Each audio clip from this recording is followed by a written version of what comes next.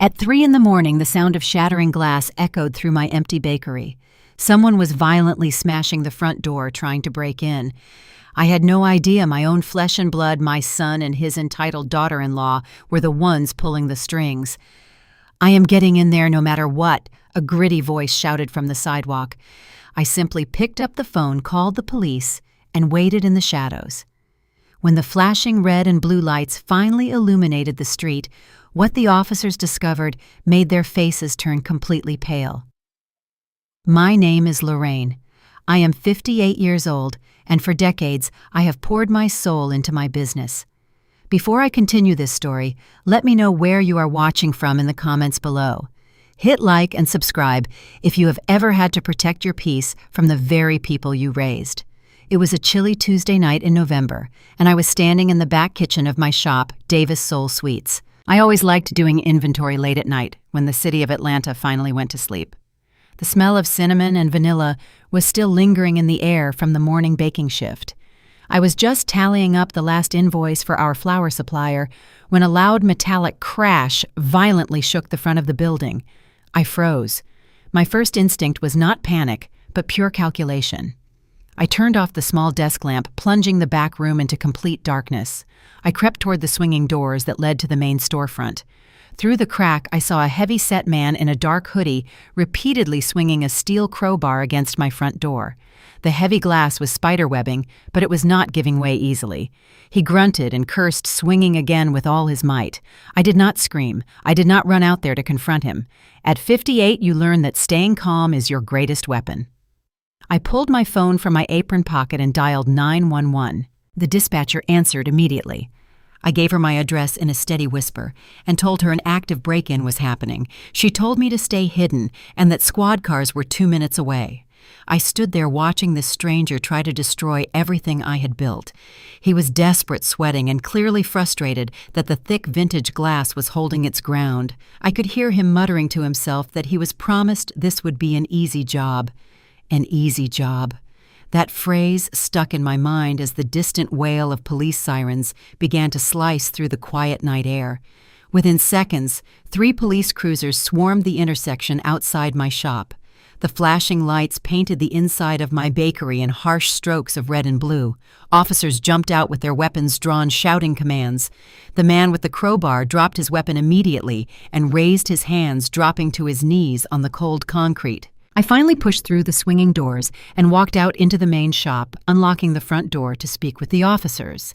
Just as I stepped onto the sidewalk, a sleek white Tesla came speeding down the street, stopping abruptly right behind the police cruisers. My stomach dropped as I watched the driver's side door open. Out stepped my 32-year-old son, Marcus. From the passenger side emerged his wife, Chloe, her blonde hair perfectly styled even at this ridiculous hour. They rushed toward the police line, looking completely frantic. Chloe immediately pushed her way to the front, batting her eyelashes and looking at the 2 white police officers with wide, innocent eyes. "Officer, thank goodness you are here," she gasped, clutching her designer coat tightly around her frame. "We got a security alert on our phones from the shop camera, and we drove straight over. We were so worried about my mother-in-law." I stood there, crossing my arms, staring at them. There were no security cameras linked to their phones. I had explicitly removed Marcus from all business accounts and security systems 3 months ago when I caught him trying to siphon money from the payroll account. Officer Chloe continued, her voice taking on that soft, pleading tone she always used when she wanted her way. "Please, do not be too harsh on that poor man over there. Look at him. He is clearly just a confused homeless person. He probably just wanted something to eat. My mother-in-law leaves food out sometimes, and it attracts the wrong crowd. We really do not need to press charges and ruin his life over a broken door." I watched the performance with a cold, detached fascination. Chloe was leaning into her privilege, relying on the fact that her tears and her soft voice would manipulate the situation. The officers looked confused, shifting their gaze between me, the owner, and Chloe, the concerned daughter-in-law. "Ma," and one of the officers said to me, turning his attention away from her, "do you want to press charges for the property damage?" Before I could even open my mouth to confirm, Marcus stepped right in front of me, physically blocking my view of the officer. "Mom, listen to Chloe," he said, his voice dripping with condescension. "It is just a door. We can pay for it out of the business account. There is no need to make a massive scene and drag the family name into a police report. You are always overreacting to things. Just let the cops let him go with a warning." I looked at my son. The boy I had carried, the boy I had worked 18-hour days to send to private schools and college so he would never have to struggle the way I did. He was standing there in a $1,000 suit, defending a man who had just tried to destroy my livelihood. "Lorraine, be reasonable," Chloe chimed in, stepping closer and placing a patronizing hand on my shoulder. I brushed her hand off immediately, but she continued unbothered. "This neighborhood is getting so dangerous. Marcus and I have been telling you for months to sell this dirty little shop. It is time to retire. You can just give Marcus his rightful equity from the sale so he can invest in something modern. You are just a baker, Lorraine.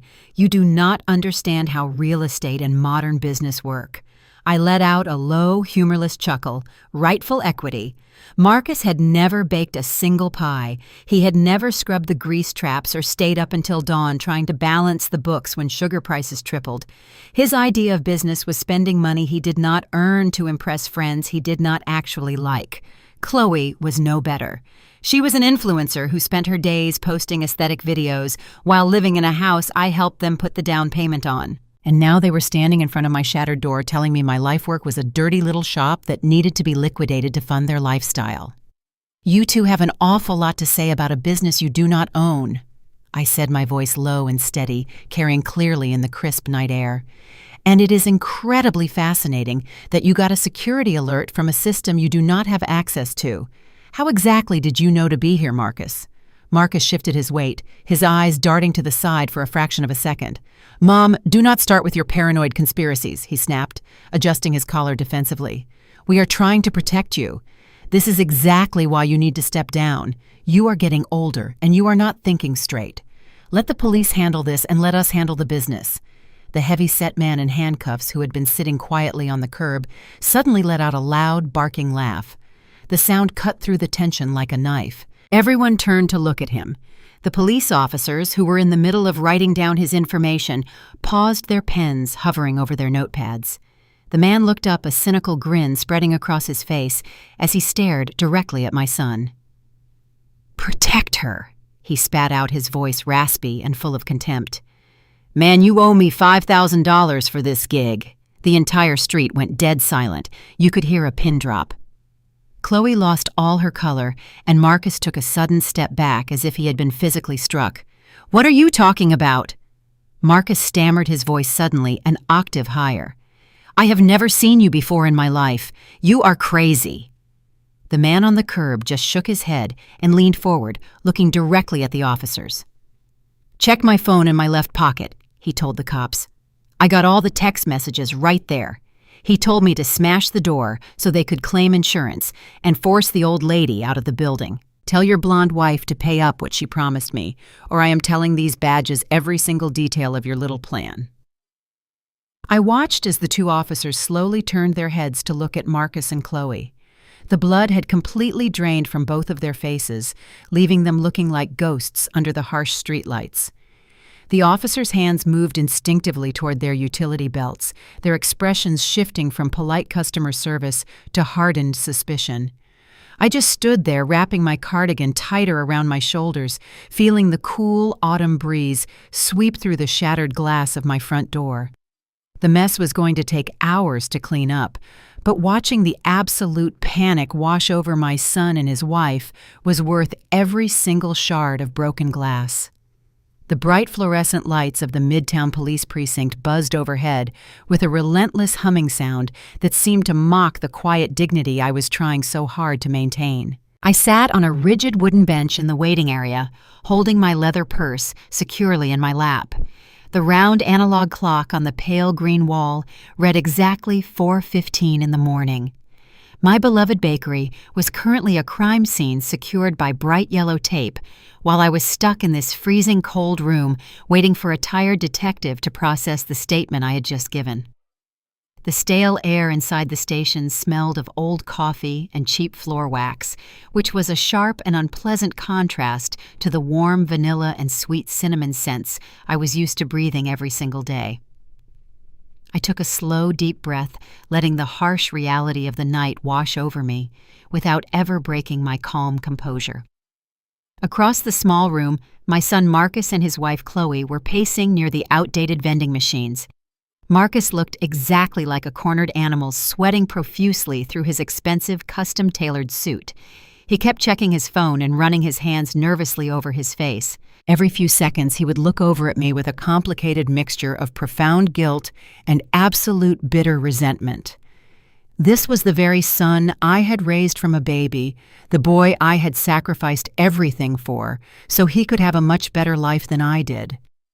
Seeing him standing there completely complicit in the violent destruction of my life work made my chest ache terribly, but I absolutely refused to let that pain show on my face. I simply observed him from afar, watching the tiny cracks begin to form in his confident, arrogant facade. Chloe, however, was completely in her element. She was not pacing out of fear or anxiety like her husband. She was pacing with calculated and deliberate purpose. She had her sleek smartphone pressed tightly to her ear, and I could clearly hear the sharp, commanding tone of her voice echoing loudly in the quiet station. She was calling her wealthy father. Her father was a massive real estate developer with deep pockets and even deeper political ties to the local city council. I watched her perfectly manicured fingers tap furiously against the smooth glass of her phone as she dropped powerful names and demanded immediate legal assistance from whoever was on the other end of the line. She was orchestrating a grand dramatic performance, and I was merely the captive audience forced to watch. A few tense minutes later, a heavy-set desk sergeant walked out from the back hallway holding a metal clipboard. Chloe immediately ended her phone call and practically sprinted across the room toward him. I stayed seated quietly on my bench, but leaned forward slightly to catch every single word of her impending performance. "Officer," she began, her voice suddenly transforming from demanding and sharp to soft and incredibly fragile. "We really need your professional help sorting out this massive and terrible misunderstanding tonight." The sergeant stopped walking and looked down at her, taking in her expensive blonde blowout and the luxurious designer cashmere coat draped elegantly over her trembling shoulders. I could immediately see the noticeable shift in his posture the moment she spoke to him. The institutional deference to wealth and whiteness was something I had witnessed my entire life, and here it was playing out right in front of my eyes like a highly predictable movie script. Chloe stepped a little closer to him, invading his personal space, just enough to make him feel important and fiercely protective of her. "My father is Richard Sterling," she said, dropping the influential name with practiced precision. "I believe he actually golfs with your precinct captain every second Sunday at the country club. He actually just got off the phone with the captain a few brief moments ago about this terrible mix-up regarding our family." The heavy-set sergeant stood a little straighter, acknowledging the powerful name drop with a slow and deeply respectful nod. Suddenly, the violent man who had tried to physically smash my business to pieces was no longer a dangerous criminal in their eyes. He was merely an unfortunate detail in a harmless family misunderstanding. Chloe continued weaving her toxic web of manipulation with terrifying and flawless ease. "That man you arrested outside the bakery, the one with the heavy steel crowbar, he is clearly very unwell," she said gently, shaking her head with fake sympathy. "Marcus and I were just trying to humbly help him find a local homeless shelter earlier today. He must have gotten confused and followed us to my mother-in-law's bakery." She continued, her voice quivering perfectly to simulate fear.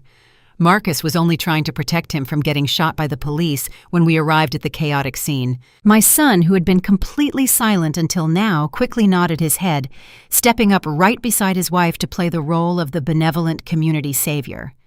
"Yes, sir," Marcus added, smoothing his expensive silk tie and standing tall next to the officer.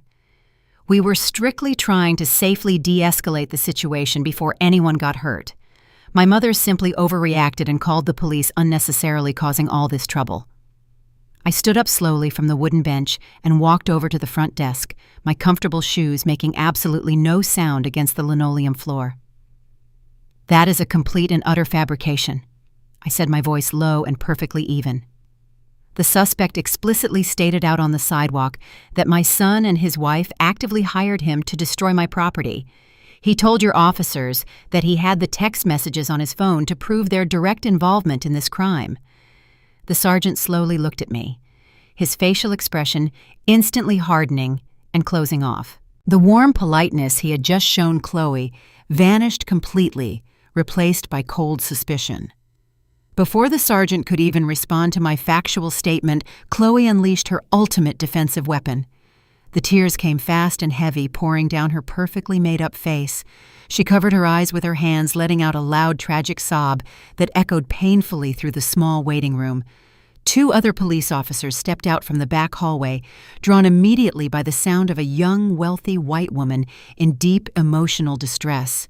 Chloe leaned heavily into Marcus, burying her wet face against his chest, while his arms wrapped around her protectively to shield her. "Officer, please, you have to understand our situation," she cried loudly, her voice shaking with manufactured terror. "My mother-in-law has been so terribly hostile toward us for many months. She is incredibly aggressive, and she absolutely hates the fact that Marcus married me. She has been actively trying to frame us for anything she can think of just to ruin our happy lives." She pointed a trembling manicured finger directly at my face. "Look at her," she sobbed loudly, drawing the attention of everyone in the room. "Look how incredibly cold and heartless she is right now. Her own business was just violently attacked, and she is not even crying about it," Chloe continued, weaving her lies. "She planned this whole thing to make us look bad because we told her we wanted to start our own modern wellness business without her involvement."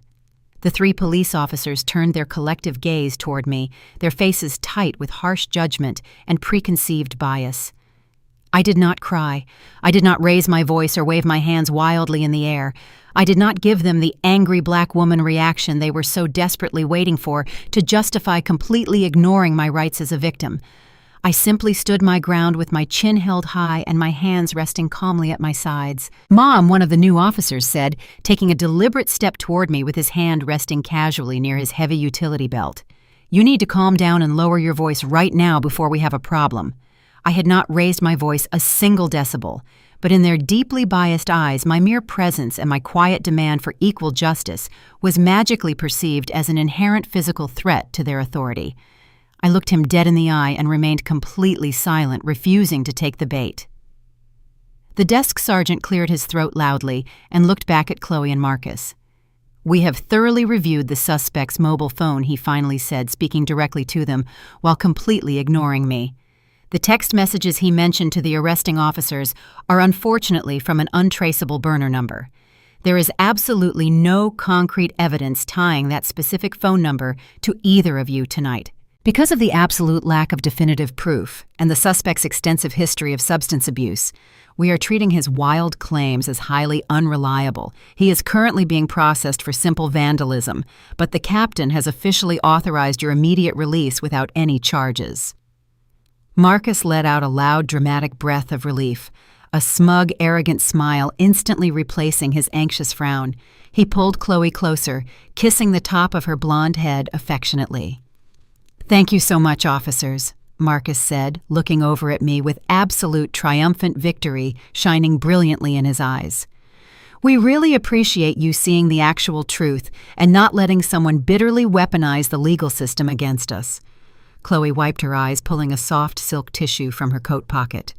The tragic tears vanished as quickly as they had appeared, leaving behind a dark look of pure, unadulterated spite. She turned around to face me directly, her voice dropping the fragile, innocent act entirely. "I hope you are very happy, Lorraine," she sneered loudly enough for the sympathetic officers to hear. "You dragged us down here in the middle of the night and tried to have your own flesh and blood locked up, and for what, exactly? You made a complete and total fool of yourself tonight." The police officers nodded sympathetically at her, completely buying the false narrative that I was the bitter, aggressive matriarch trying desperately to destroy her innocent children. The sergeant handed Marcus his personal belongings in a clear plastic bag and smiled warmly. "You folks are free to go," the sergeant said politely, pointing them toward the heavy glass exit doors. "Be very careful heading home and have a wonderful good night. Marcus quickly grabbed Chloe by the hand, and they turned to leave victorious and totally untouchable inside their golden bubble of privilege. I stood there feeling the heavy invisible weight of the systemic bias pressing down hard on my tired shoulders. But I did not feel defeated or broken inside. I felt a profound sense of absolute clarity. They truly thought they had won a massive war when they had only managed to survive a single tiny battle. I slowly reached down and gracefully picked up my heavy leather purse from the wooden bench. I adjusted my warm sweater and confidently walked toward the exit doors, stopping just inches away from where Chloe and Marcus were standing. I looked directly into Chloe, cold blue eyes, and let a soft, genuine smile spread widely across my face. "Take him home, Chloe," I said, my voice incredibly smooth and dangerously calm. "But remember one very important thing before you celebrate too much tonight. Insurance fraud is a federal offense." I pushed past them, walking out into the cool morning air, leaving them completely confused and frozen in fear. Sunday dinners at my younger sister Evelyn's house were supposed to be a sacred family tradition. For over 20 years, our entire extended family would gather at her sprawling brick home every single Sunday. The heavy oak dining table would always be covered with platters of fried chicken, baked macaroni and cheese, collard greens, and sweet potato pies. It was a space designed for deep familial love. But this particular Sunday, the warm atmosphere felt suffocatingly toxic the moment I walked through the front door. Evelyn greeted me with a tight, unnatural smile. She did not offer me her usual warm embrace. Instead, she quickly ushered me into the crowded living room where several of my cousins, aunts, and uncles were already seated. The lively conversations abruptly stopped the second I entered the room. The silence was deafening. I knew instantly that my son Marcus and his wife Chloe had gotten to them. I took a seat, smoothing out my dress and waiting patiently for the inevitable storm. About 20 minutes later, the front doorbell rang loudly. Marcus and Chloe walked into the house looking like they had just survived a horrific tragedy. Chloe was wearing a simple muted dress, deliberately devoid of her usual flashy designer labels, and her eyes were expertly lined with red makeup to make it appear as though she had been crying for several days straight. Marcus kept his arm wrapped tightly around her waist, guiding her into the room as if she were a fragile piece of shattered glass. The entire family instantly flocked to them, cooing in deep sympathy and offering them plates of hot food. I watched my own sister Evelyn rush over and pull Chloe into a deep, dramatic hug, whispering comforting words into her blonde hair. It was a perfectly choreographed theatrical performance designed specifically to completely isolate me from my own blood relatives. We all eventually moved into the formal dining room and took our usual seats around the massive oak table. I sat quietly passing the heavy ceramic bowls of food to my relatives while they actively avoided making any direct eye contact with me. The tension in the room was so thick you could easily cut it with a butter knife. Finally, my sister Evelyn gently cleared her throat and placed her silver fork down onto her porcelain plate. "Lorraine, we all need to have a very serious family discussion right now." Evelyn began, her voice dripping with that fake pastoral concern she always used when she wanted to judge someone. "Marcus and Chloe came to us early this morning before church, and they told us exactly what happened at the bakery the other night. They are both completely traumatized. Lorraine," I kept my face perfectly neutral, picking up my glass of ice water and taking a slow, deliberate sip. "Is that right?" I asked, my voice steady and unbothered. "Did they also happen to tell you that they explicitly hired a violent criminal to smash my front door to pieces, just so they could fraudulently claim the insurance money?" Several members of the family gasped out loud. Chloe immediately buried her face in her hands and let out a soft, pathetic whimper. "Aunt Lorraine, please," Chloe cried softly, peeking through her fingers to ensure everyone was watching her tragic performance. "We were only trying to protect you from yourself. We just wanted you to finally retire so you could rest. We never wanted anyone to get hurt. We love you so much, but you are just so incredibly stubborn and aggressive towards us."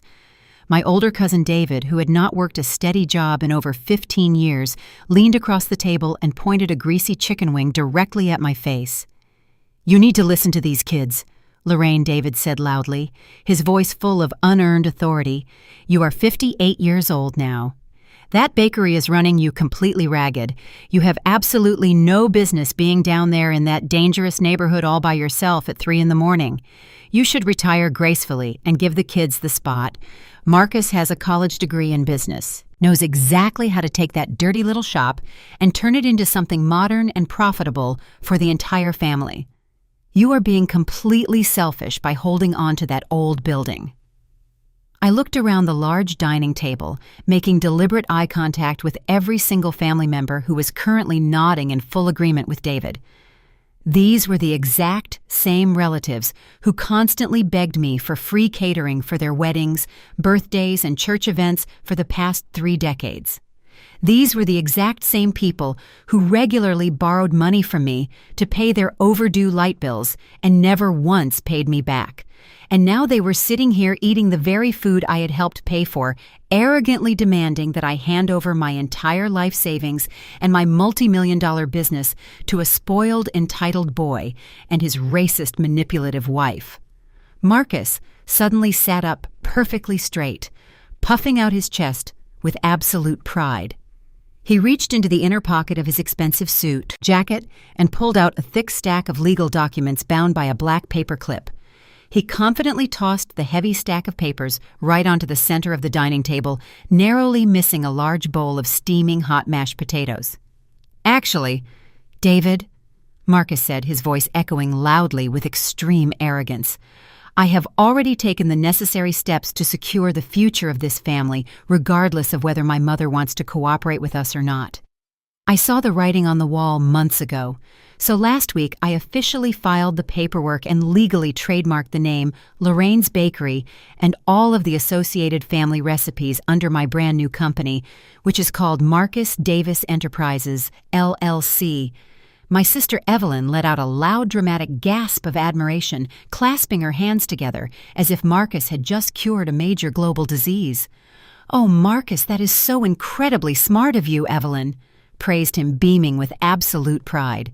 "You are truly stepping up as the man of this family," Marcus offered a smug, victorious smile that made my stomach completely churn. "That is exactly right, Aunt Evelyn." Marcus continued, soaking up the unearned praise like a sponge. "I legally own the brand now. Mom, you can either voluntarily hand over the physical building to us today so Chloe can start building her wellness spa, or I will be legally forced to serve you with an injunction tomorrow morning to completely stop you from using my trademark name and my recipes.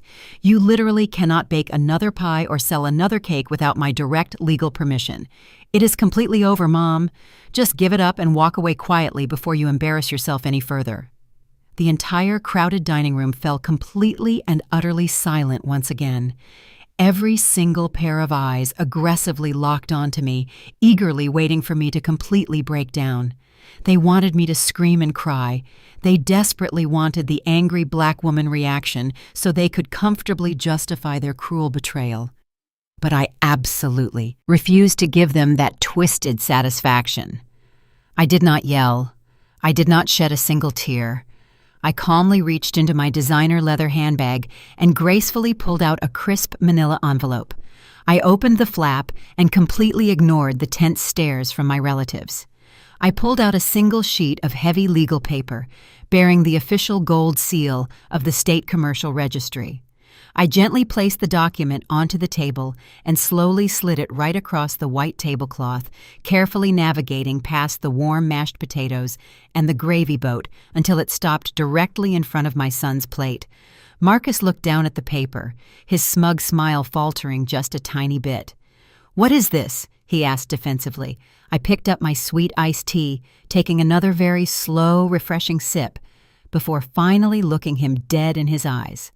"That is a legally binding cease and desist letter drafted by my corporate attorney yesterday afternoon," I said, my voice incredibly soft but dangerously sharp. "You see, Marcus, you very foolishly and confidently trademarked the name Lorraine's Bakery because that is the sign hanging over the front door.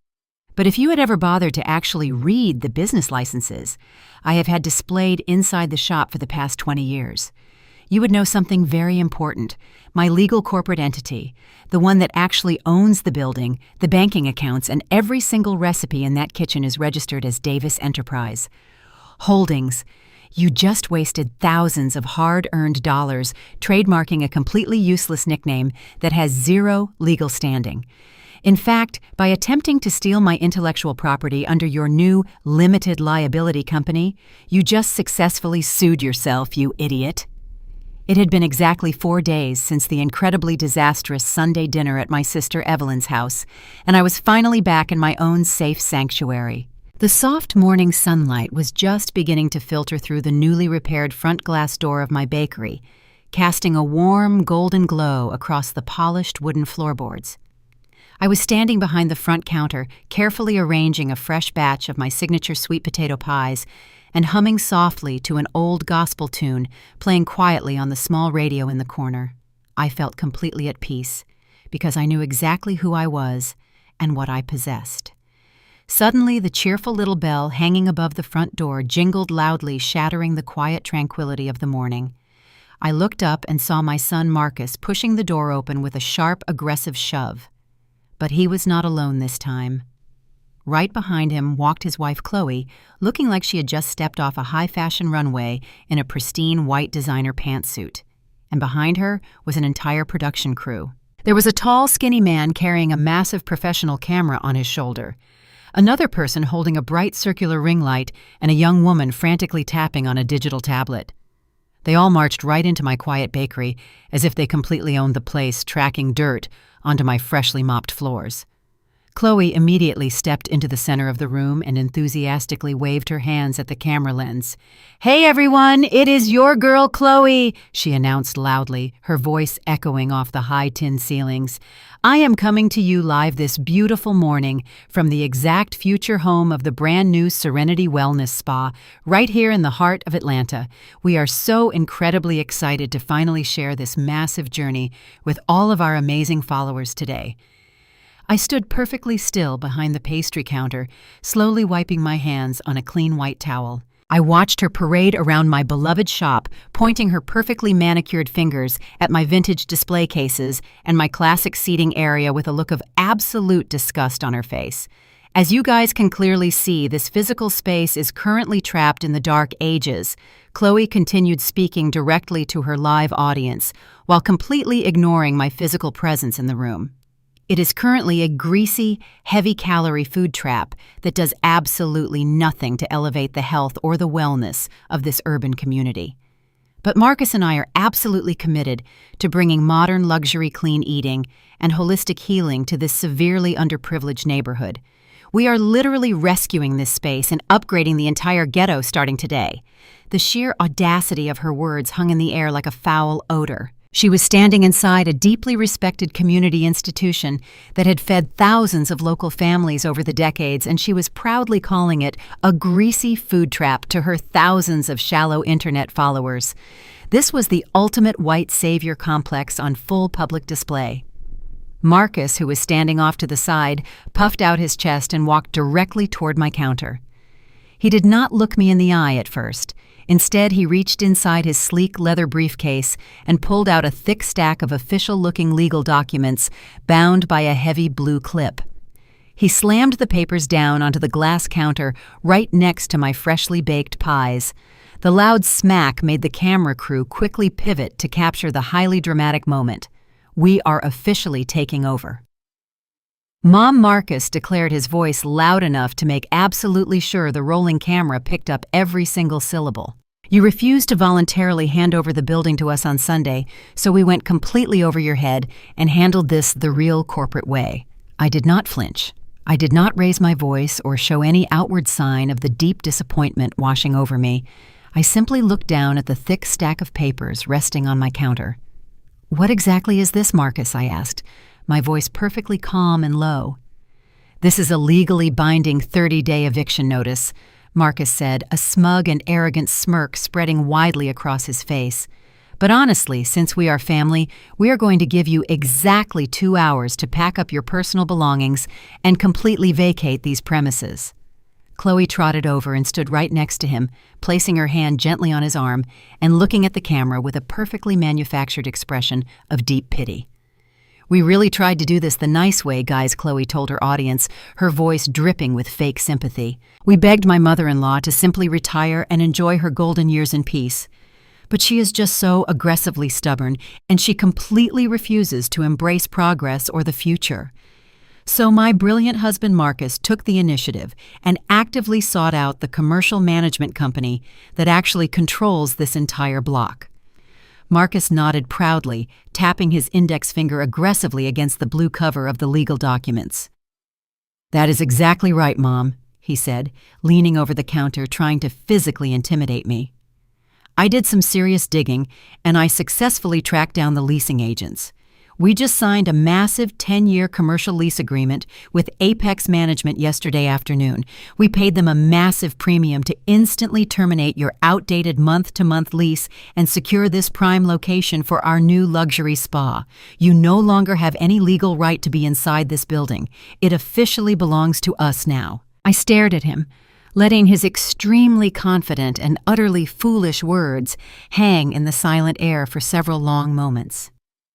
The cameraman stepped a little closer, practically shoving the heavy lens right into my face, desperately trying to capture the exact moment I supposedly broke down in tears or exploded in a stereotypical fit of angry rage.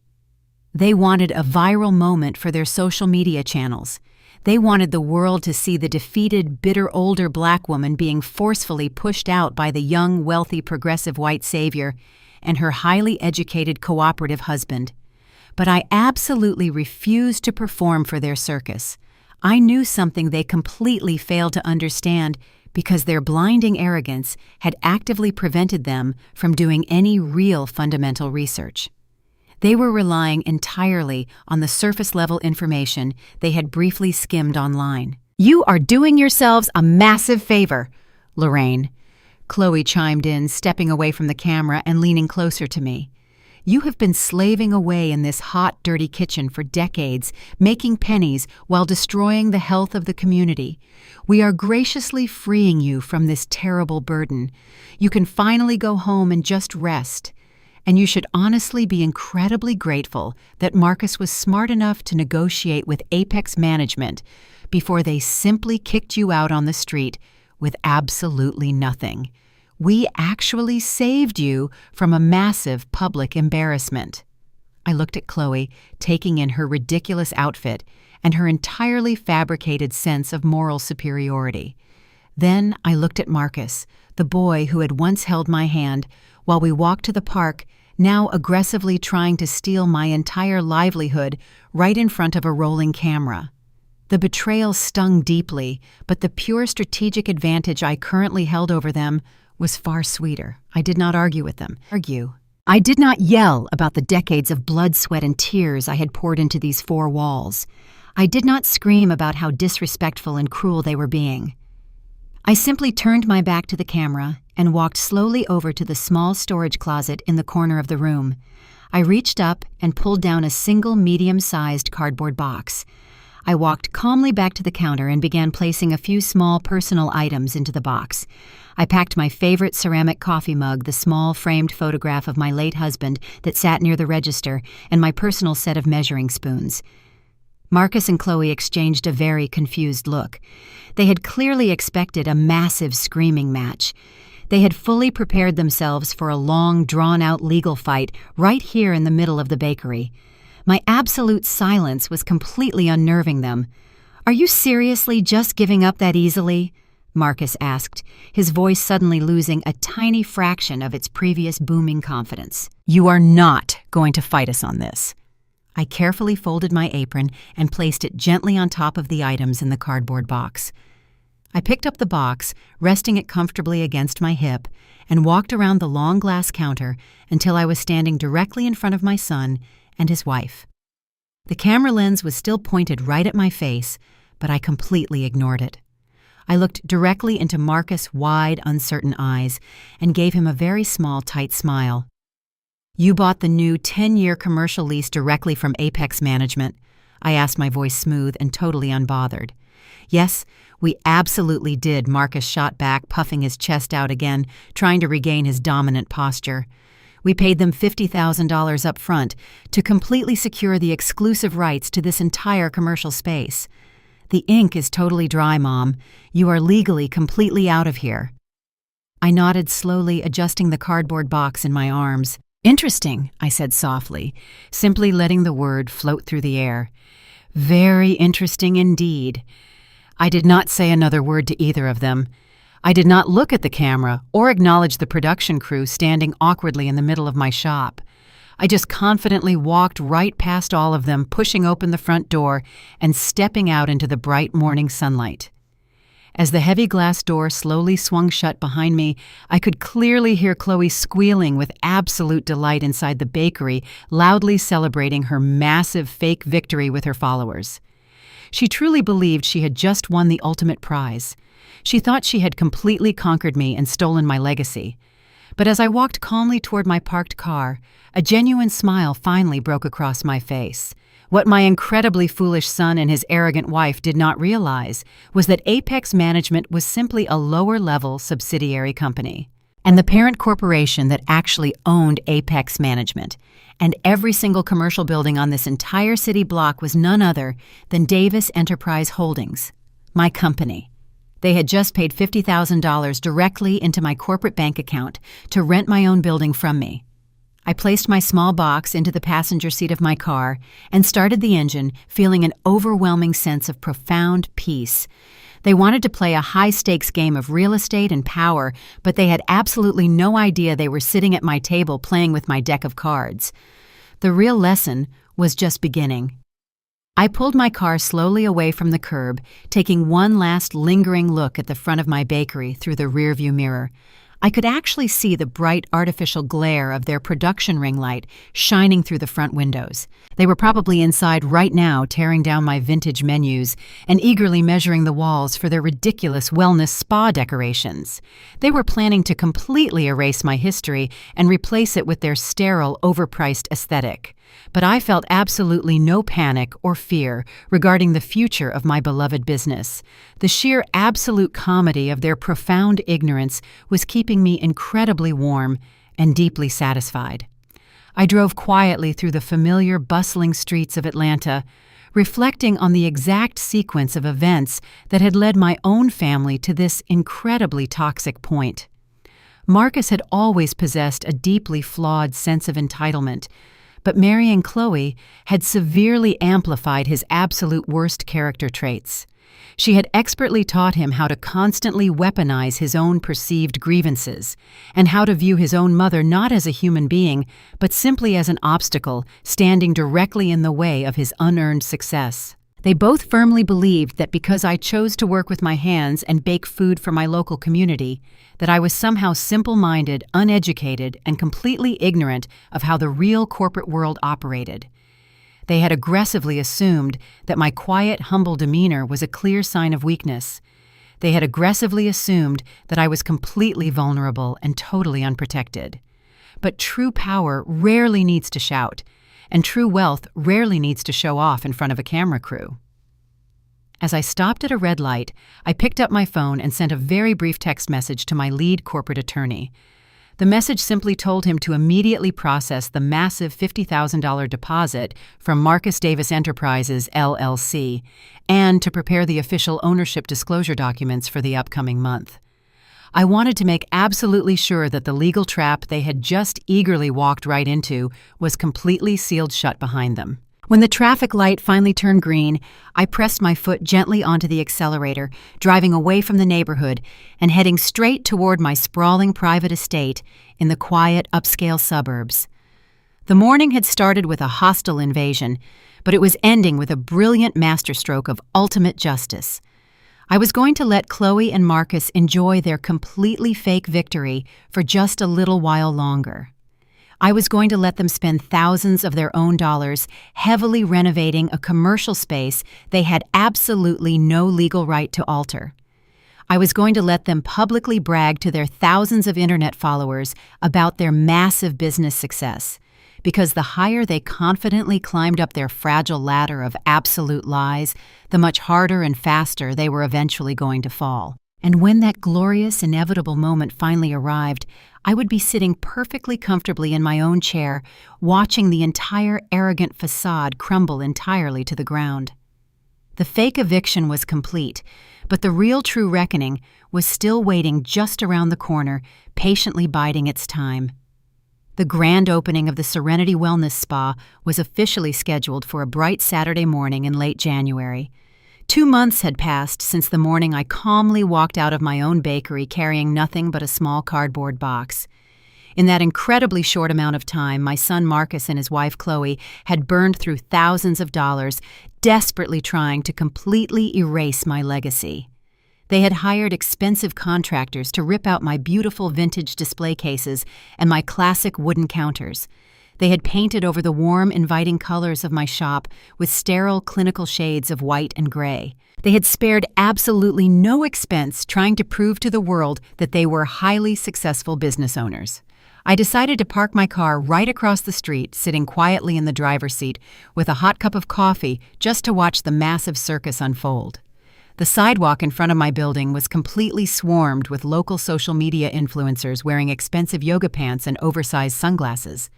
Chloe had actually hired a professional valet service to park their luxury cars on a street that usually only saw delivery trucks and local commuter traffic. A massive arch made entirely of white and gold balloons framed the front entrance, and a long pink carpet was rolled out across the concrete sidewalk. From my comfortable vantage point, I could clearly see inside the large front windows. Chloe was standing in the center of the room, wearing a sleek silk dress and holding a crystal glass filled with expensive champagne. She was actively bragging to a group of young women about how she had personally rescued this terrible commercial space from total ruin. She spoke loudly about bringing modern holistic healing to an area that desperately needed to be elevated and upgraded. Marcus was standing near the brand-new reception desk, playing the role of the incredibly powerful and wealthy corporate executive. He was wearing a sharp, tailored suit and holding a digital tablet, aggressively pointing his finger at the young women he had hired to work the front desk. He looked so incredibly arrogant, puffing out his chest and acting like a seasoned real estate mogul who had just conquered the entire city. They had packed the spa with over 50 people, eagerly offering free premium facials, organic mud wraps, and deep tissue massages to their wealthy friends. The loud thumping bass of modern electronic music vibrated right through the thick glass windows, completely replacing the soft gospel music that used to fill my beloved bakery. They were absolutely convinced that they had won the ultimate victory, and that their brilliant modern aesthetic was going to make them instant millionaires. I took a slow sip of my coffee, checking my silver wristwatch. It was exactly 11 in the morning. The spa was operating at maximum capacity. Several high-profile guests were currently draped in thick white robes, sitting comfortably in expensive massage chairs, while their feet soaked in warm, bubbling basins of rose water. Other guests were in the back private rooms, receiving highly expensive mud treatments. The atmosphere was completely saturated with the heavy scent of eucalyptus and lavender. Chloe was in the middle of giving a live video tour to her thousands of internet followers, laughing loudly and completely soaking in the unearned admiration. She proudly pointed the camera at the expensive crystal chandeliers they had illegally hardwired into my original electrical grid. Everything looked completely perfect from the outside looking in. But true structural stability requires a remarkably solid foundation, and their entire business was actively built on a massive mountain of lies and deceit. At exactly 11:05, the absolute chaos finally began. It started quietly at first in the back treatment rooms. A young woman draped in a mud mask suddenly walked out into the main lobby, looking incredibly confused. She complained to the front desk that the warm water in the private shower had just completely stopped flowing. Within seconds, 2 more women emerged from the pedicure stations, holding their bare feet above the expensive porcelain basins, complaining that the bubbling jets had suddenly died and the water was rapidly draining away. Marcus immediately rushed over to the front desk, his confident persona slipping just a tiny bit as he aggressively tapped the digital tablet, trying to figure out what was wrong. Chloe quickly lowered her phone, her perfect artificial smile faltering as the complaints began to quickly multiply across the crowded room. The water had been completely shut off directly from the city main line. The expensive organic mud wraps were slowly hardening onto the skin of their wealthy clients, and there was absolutely no running water available to wash it off. Panic slowly began to spread through the luxurious space. Chloe frantically started handing out small bottled waters, apologizing profusely and loudly blaming the horrible, outdated plumbing of this terrible old ghetto building. She assured everyone that her husband was handling the minor inconvenience right away. Marcus was visibly sweating, running his hands frantically over his face while he shouted into his cell phone, trying to reach their expensive private contractor. But the universe was not quite finished delivering its ultimate lesson for the day. Exactly 10 minutes after the main water line went completely dry, the second devastating blow finally struck. The heavy thumping bass of the electronic music abruptly cut out. The bright clinical lights and the massive crystal chandeliers flickered once twice and then completely died, plunging the entire Serenity Wellness Spa into absolute darkness. The expensive digital cash registers immediately shut down, emitting a loud, high-pitched beep.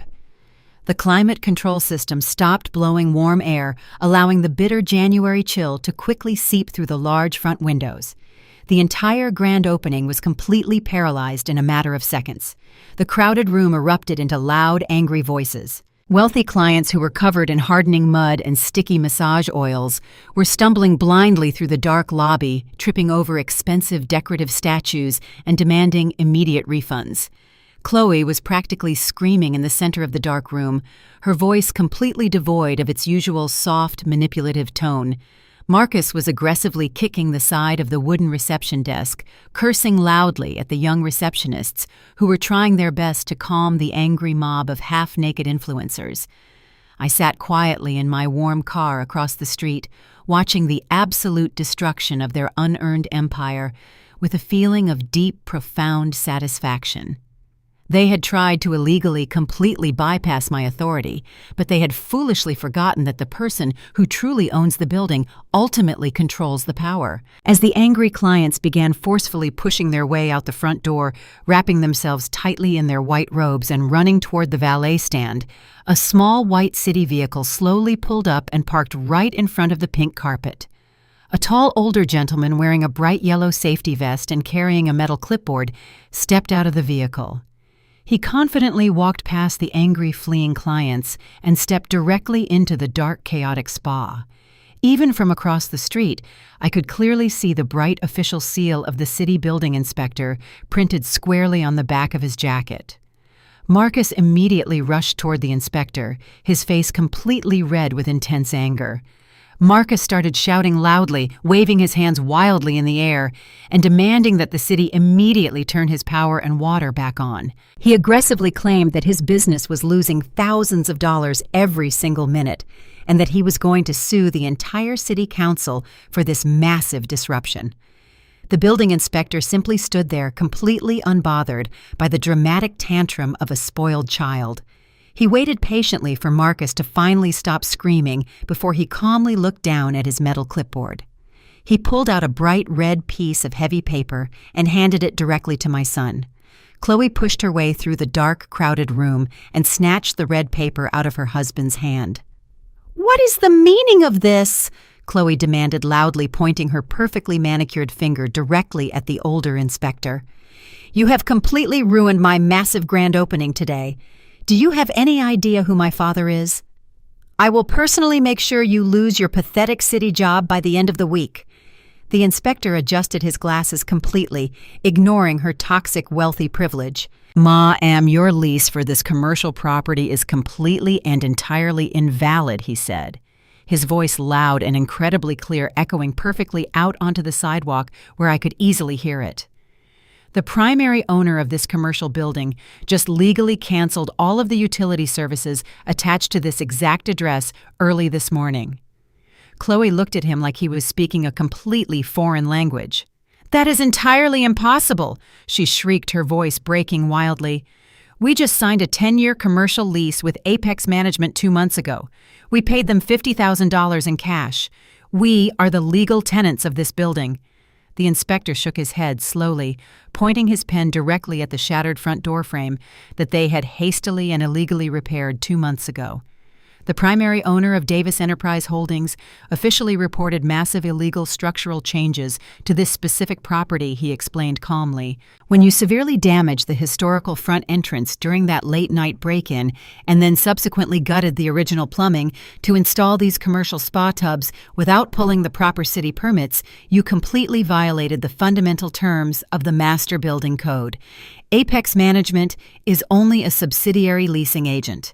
The primary property owner has the absolute legal right to instantly terminate all services when illegal, unpermitted structural damage actively threatens the fundamental integrity of the building." Marcus stepped back, his mouth falling completely open as the crushing weight of reality finally hit him square in the chest. "Davis Enterprise Holdings," he whispered, his voice trembling with sudden, profound realization. Chloe completely refused to accept the truth.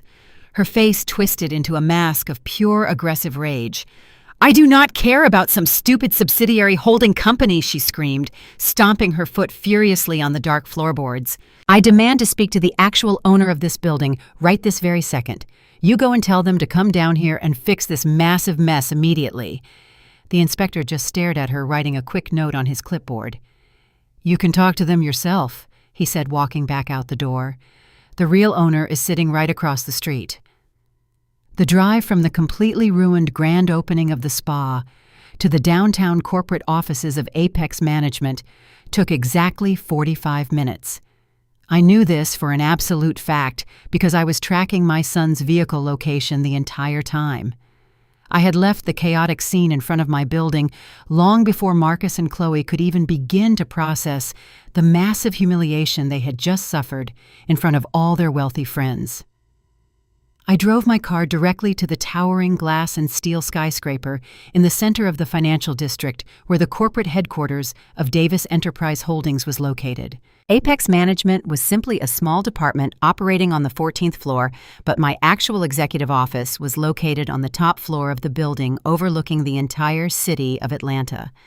I rode the private glass elevator all the way up to my suite, feeling an incredible sense of calm wash over me.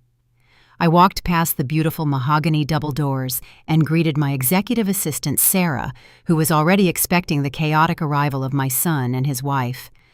I instructed Sarah to send them directly up to my private floor the moment they angrily stormed into the lobby downstairs. I poured myself a warm cup of herbal tea and took my seat behind my massive polished oak desk. I leaned back into my custom-made $5,000 leather executive chair, smoothing out the wrinkles in my tailored blazer. I did not have to wait very long before the absolute chaos finally reached my floor. Even through the thick, soundproof walls of my executive office, I could clearly hear the elevator doors chime and the heavy, aggressive footsteps pounding against the plush hallway carpet. Marcus was practically screaming before he even reached the reception area. I could hear his loud, booming voice echoing down the corridor, demanding to speak to the highest-level executive available. He was using language that was completely unprofessional and throwing a massive, childish tantrum right in the middle of a highly respected corporate environment. Chloe was right there beside him, her voice sharp and piercing, as she aggressively threatened to sue the entire management company for millions of dollars. They burst into the private reception area, completely ignoring the beautiful modern decor, and marched straight up to Sarah's desk. I sat quietly in my chair listening to every single word through the slightly cracked door of my office. "We demand to see the chief executive officer of this fraudulent company right this very second," Marcus yelled loudly, slamming his hand down flat on Sarah's immaculate glass desk. "You people have completely ruined our massive grand opening today. You illegally shut off our water and power without any prior written notice, and you are going to pay for this massive mistake." Sarah remained completely professional and totally unbothered. She was highly trained to handle aggressive corporate clients, and she simply looked up at Marcus with a blank expression. "Do you have an appointment, sir?" Sarah asked, her voice perfectly polite but incredibly firm. Chloe pushed herself forward, leaning over the desk and pointing her manicured finger directly at Sarah's face. "We do not need a pathetic appointment," Chloe screamed, her face completely red with absolute fury. "My father is Richard Sterling, and he will personally buy this entire building just to fire you if you do not get your boss out here right now. We signed a 10-year commercial lease, and we demand that our utilities be turned back on immediately." The sheer absolute arrogance of their behavior was truly astounding to witness. They were standing in the middle of a multi-million-dollar corporate firm, acting like spoiled toddlers who had just been told they could not have candy before dinner. They truly believed that their perceived wealth and their profound sense of white privilege could simply bulldoze through any legal or corporate boundary. I took one final slow sip of my herbal tea, placing the delicate porcelain cup down onto the matching saucer. It was finally time to put an end to this ridiculous circus. I stood up from my leather chair, smoothing my skirt, and walked slowly toward the heavy mahogany door of my office. I reached out and grasped the polished brass handle, pulling the door open with a smooth, deliberate motion. The heavy door swung open, revealing the beautiful reception area and the two angry people standing in the middle of it. The sudden movement caught their attention instantly. Marcus and Chloe both snapped their heads toward my office door, ready to unleash their absolute fury on whoever was in charge. But the moment their eyes landed on me, the entire room went completely and utterly silent. All the aggressive air was instantly sucked right out of their lungs. Marcus froze completely solid, his mouth hanging open in a comical expression of pure, absolute shock. His eyes darted wildly around the luxurious office, taking in the expensive artwork on the walls, the panoramic view of the city skyline behind me, and the heavy gold nameplate resting clearly on my polished oak desk. The nameplate clearly read, "Lorraine Davis, Chief Executive Officer." Chloe looked like she had just seen a terrifying ghost. All the aggressive color rapidly drained from her face, leaving her looking pale and incredibly sickly. She took a slow, stumbling step backward, physically retreating from the overwhelming reality standing right in front of her. "What are you doing here?" Marcus finally managed to whisper, his voice completely devoid of its previous booming confidence. "How did you get up here to this floor?" He honestly still could not comprehend the truth. His mind was so deeply conditioned to view me as nothing more than a simple, uneducated baker that he literally could not process the fact that I was the one pulling all the strings. I walked slowly out of my office, my low heels clicking softly and rhythmically against the hardwood floor. I stopped just a few feet away from them, crossing my arms and looking at them with a completely blank, unreadable expression. "Sarah, you can take your lunch break now," I said quietly, without ever taking my eyes off my son. Sarah nodded politely, gathered her purse, and walked quietly toward the elevators, leaving the three of us completely alone in the massive, silent reception area. I turned my full attention back to Marcus.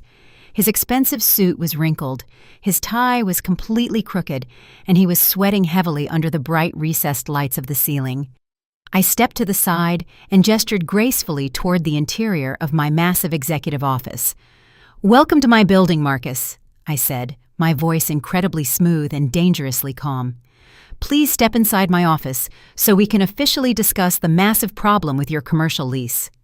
Marcus stared at me, his eyes wide with absolute terror, but his feet moved entirely on their own. He slowly walked into my office with Chloe trailing closely behind him like a frightened shadow. They stood awkwardly in the center of the room, completely unsure of what to do with their hands. I walked casually behind my desk and took my seat once again in my custom leather chair. I picked up a thick blue legal folder sitting on my desk and opened it slowly, deliberately making them wait in agonizing silence. "You see, Marcus?" I finally continued, looking up from the documents. "You were incredibly eager to bypass my authority and sign a commercial lease with Apex Management. You were so incredibly proud of yourself for outsmarting your simple mother.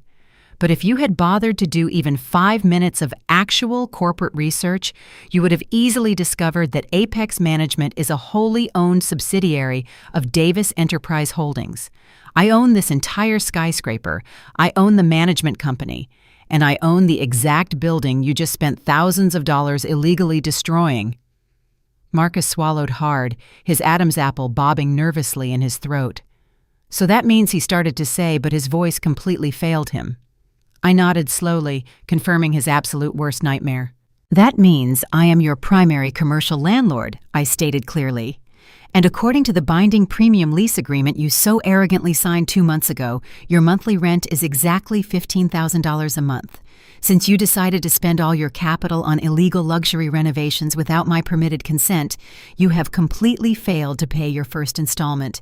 You are currently 30 days past due, Marcus. And I do not tolerate late payments from my commercial tenants. The complete and total humiliation washed over Marcus like a massive tidal wave. He physically swayed on his feet, grasping the back of a guest chair, just to keep himself from collapsing onto the floor. His grand illusion of being a powerful, successful corporate executive was completely shattered into a million tiny, unrecoverable pieces. He had been thoroughly bested, completely outsmarted, and legally backed into a massive financial corner by the very woman he had continuously mocked and severely underestimated his entire life. Chloe, however, completely refused to accept her massive defeat.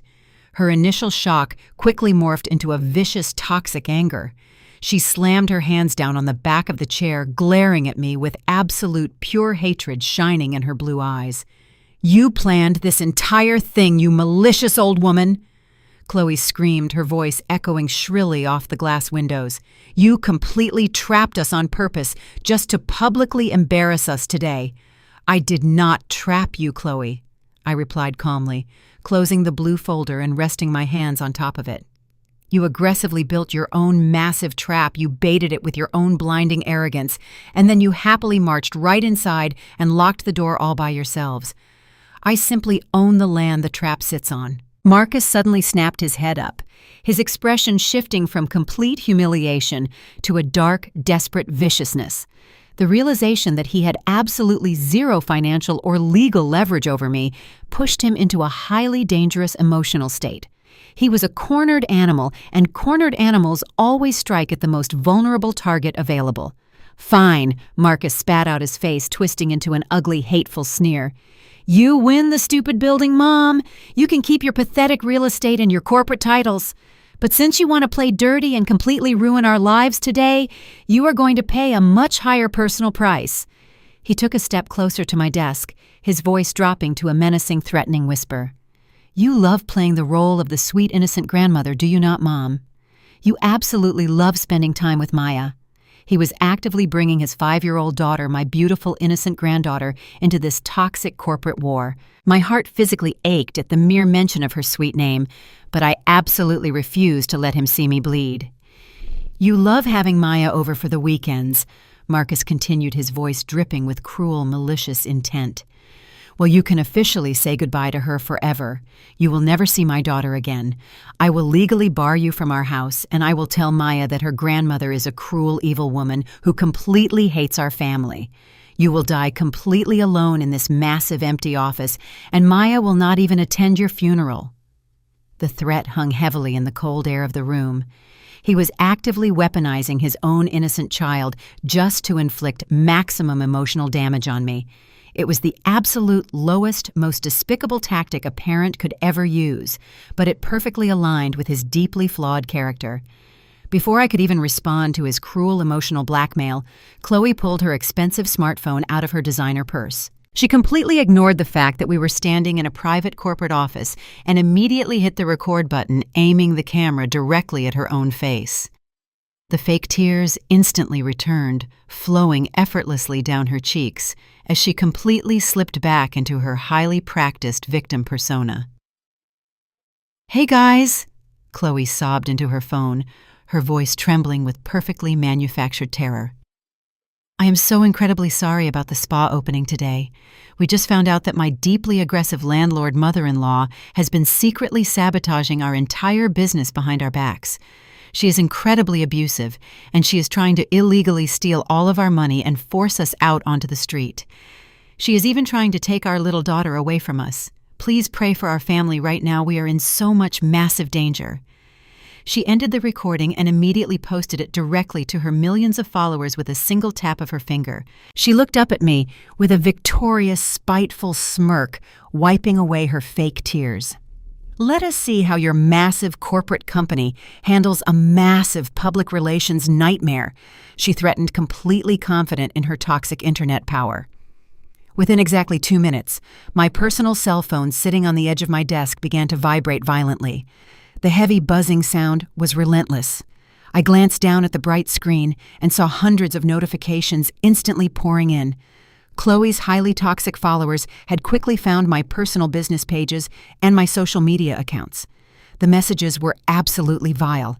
They called me terrible racist names, they aggressively threatened to burn my bakery to the ground, and they accused me of being a horrible, abusive monster who hated her own family.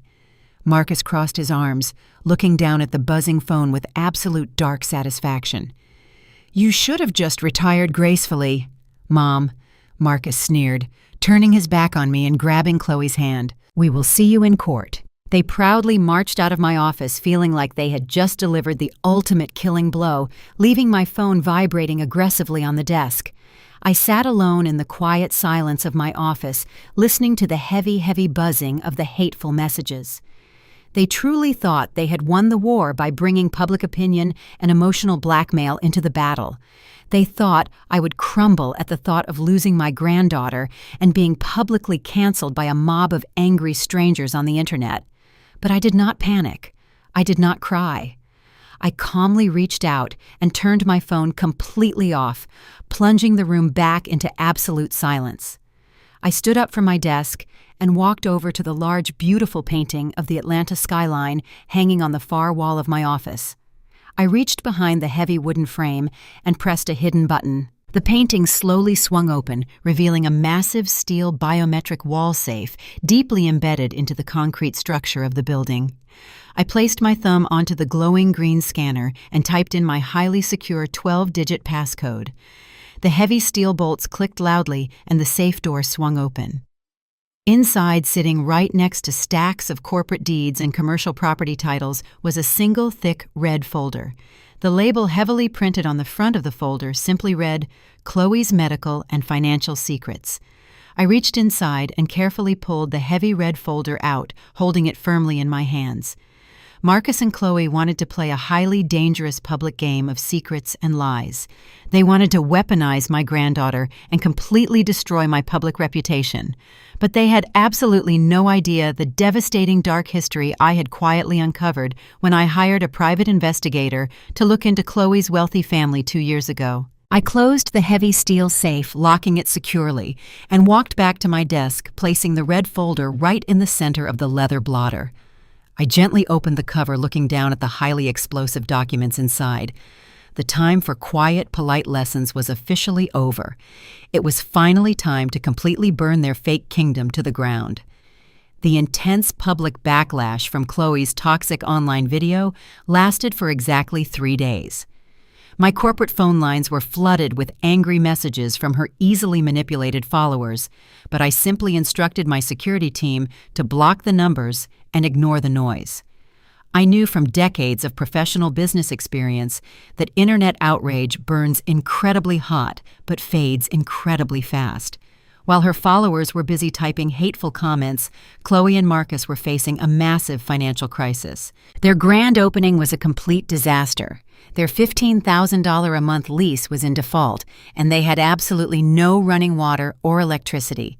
They desperately needed an enormous amount of cash to relocate their business and save their reputation. I sat quietly in my executive office, monitoring their movements through my extensive network of real estate contacts. I knew exactly who they were calling and exactly who was rejecting them.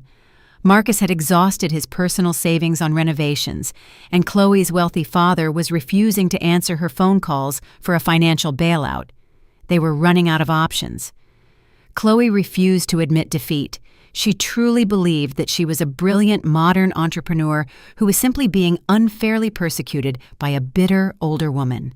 So she put on her most expensive designer suit, printed out a business proposal, and began pitching her wellness spa concept to various angel investors across the city of Atlanta. She wanted to secure a massive loan to build a luxurious spa in the suburbs. She wanted to crush me with her undeniable success. But the financial world is small and connected. Word of their disastrous grand opening and their default on a lease had already spread through the financial circles. Serious investors do not hand over millions of dollars to spoiled children who destroy historical buildings and throw tantrums when they get caught. Chloe faced rejection after rejection. Bank managers smiled and showed her the door. Equity firms refused to validate her parking tickets. She was becoming desperate and unhinged with every rejection. She blamed me for her failures, telling Marcus that I was secretly calling the banks and blacklisting them out of spite. I was doing nothing of the sort. Their behavior was doing all the heavy lifting for me. But just when Chloe was about ready to give up hope and declare bankruptcy, an unexpected lifeline appeared in her email inbox. A wealth management firm called Vanguard Trust reached out to her. They claimed they were an exclusive investment group looking to fund wellness brands. They told Chloe that her social media presence made her the perfect candidate for a capital injection. Chloe was ecstatic. She immediately signed the non-disclosure agreements and submitted all of her banking information along with her business projections. She never stopped to ask why a faceless trust fund would reach out to a failed business owner. Her arrogance shielded her from seeing the trap closing tightly around her ankles. The approval process was fast. Within 48 hours, Vanguard Trust approved Chloe and Marcus for a business loan of $2 million. The loan came with a high interest rate and strict default penalties, but Chloe did not care about the fine print. She only saw the dollar signs and the opportunity to humiliate me. The funds were placed into a holding account ready to be transferred the moment the documents were signed and notarized. Chloe was high on her victory and could not resist the urge to rub it into my face. She did not bother to make an appointment. She marched back into my building wearing a bright red designer dress and an arrogant smile. I was standing in the lobby of my building, speaking quietly with my security director, when the doors swung wide open. Chloe strutted across the floor, stopping just a few feet away from me. She crossed her arms and looked me up and down with contempt. Marcus was not with her. She wanted to deliver this blow by herself. I dismissed my security director and turned to face my daughter-in-law, keeping my expression neutral and calm. "Hello, Chloe," I said, my voice quiet. "Are you here to pay your overdue rent, or are you here to trespass on my property again?" Chloe let out a mocking laugh, tossing her blonde hair over her shoulder. "I am here to cancel that pathetic lease, Lorraine," she declared loudly. "We are moving on to bigger and better things. Your ghetto building is beneath us anyway." I stood still, letting her toxic words wash over me. "Is that so?" I asked simply. "Yes, that is so," Chloe sneered, stepping closer to me. "You really thought you had destroyed us, did you not? You thought that turning off the water and playing your games would force us to come crawling back to you, begging for forgiveness.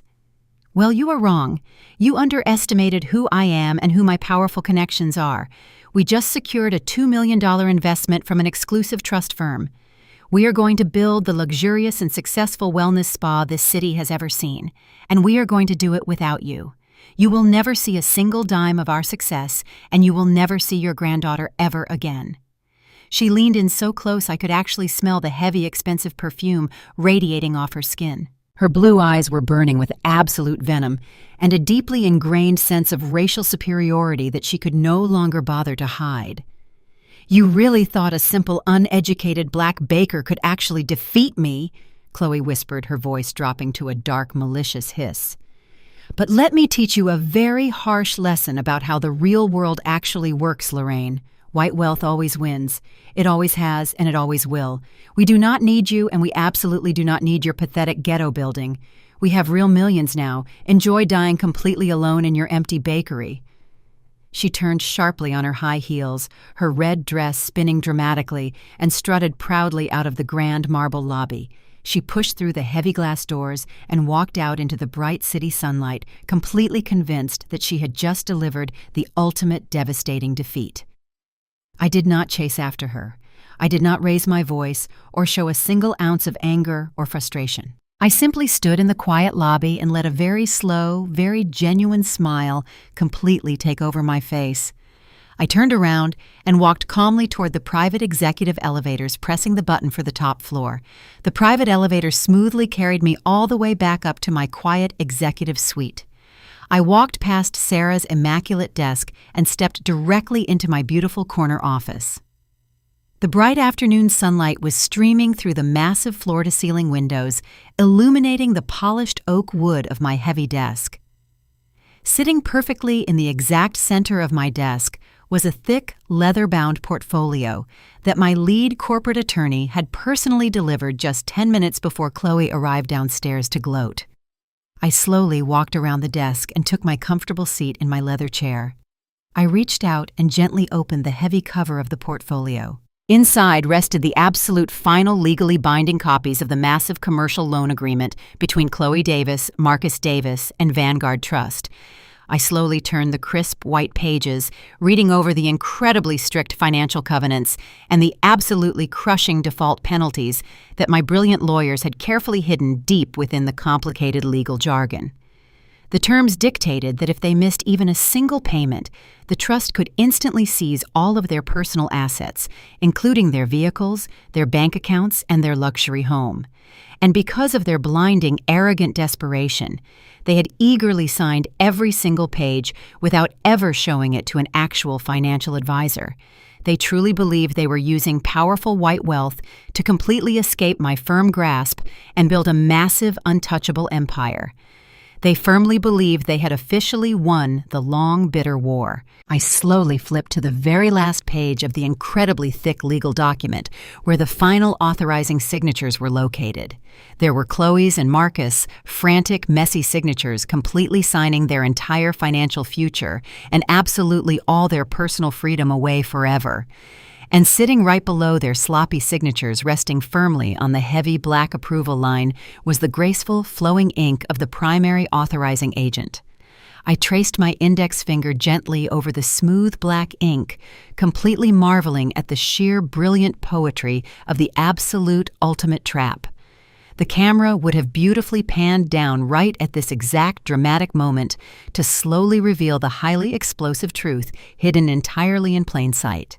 It was signed Lorraine Davis, the sole beneficiary, and the proud chief executive director of the highly powerful Vanguard Trust. The annual mayoral charity gala was widely known as the single most prestigious and highly anticipated social event in the entire city of Atlanta. The grand ballroom of the downtown luxury Plaza Hotel was completely transformed into a breathtaking display of absolute wealth and incredible power.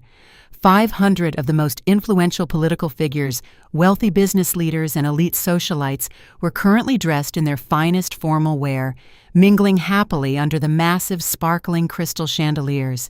And my professional catering company, Davis Soul Sweets and Catering, had exclusively secured the massive culinary contract to feed every single person in that room.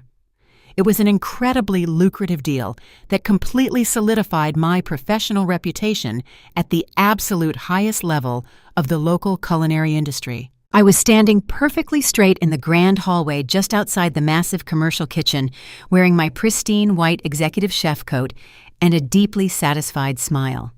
My highly trained culinary staff of over 40 people was operating like a perfectly synchronized machine inside the kitchen, preparing a lavish 5-course meal for the wealthy guests. The stakes for this specific evening were incredibly high. A single major culinary mistake could easily destroy a professional catering reputation forever, but absolute perfection would securely guarantee millions of dollars in future commercial contracts. I knew exactly how much heavy pressure was resting firmly on my shoulders tonight. But I also knew something far more important. I knew that my deeply desperate and incredibly foolish daughter-in-law Chloe was completely running out of time and options. She and my son Marcus were now secretly trapped in a massive $2 million loan with Vanguard Trust, and their terrible financial walls were rapidly closing in on them. I knew she would try something reckless tonight. I knew she would try to strike at the absolute heart of my current success because she was completely driven by pure, unchecked jealousy and a profound sense of racial superiority that made her despise my accomplishments. I had specifically instructed my lead security director to leave the rear service entrance of the hotel slightly unguarded for exactly 15 minutes. It was a highly calculated and deeply intentional gap in our massive security perimeter. I knew that Chloe possessed an overwhelming sense of toxic entitlement and a complete lack of basic common sense. She firmly believed that because she was a young, wealthy white woman, she could simply walk into any private building without ever being questioned by the working staff. And my precise psychological calculation was absolutely correct.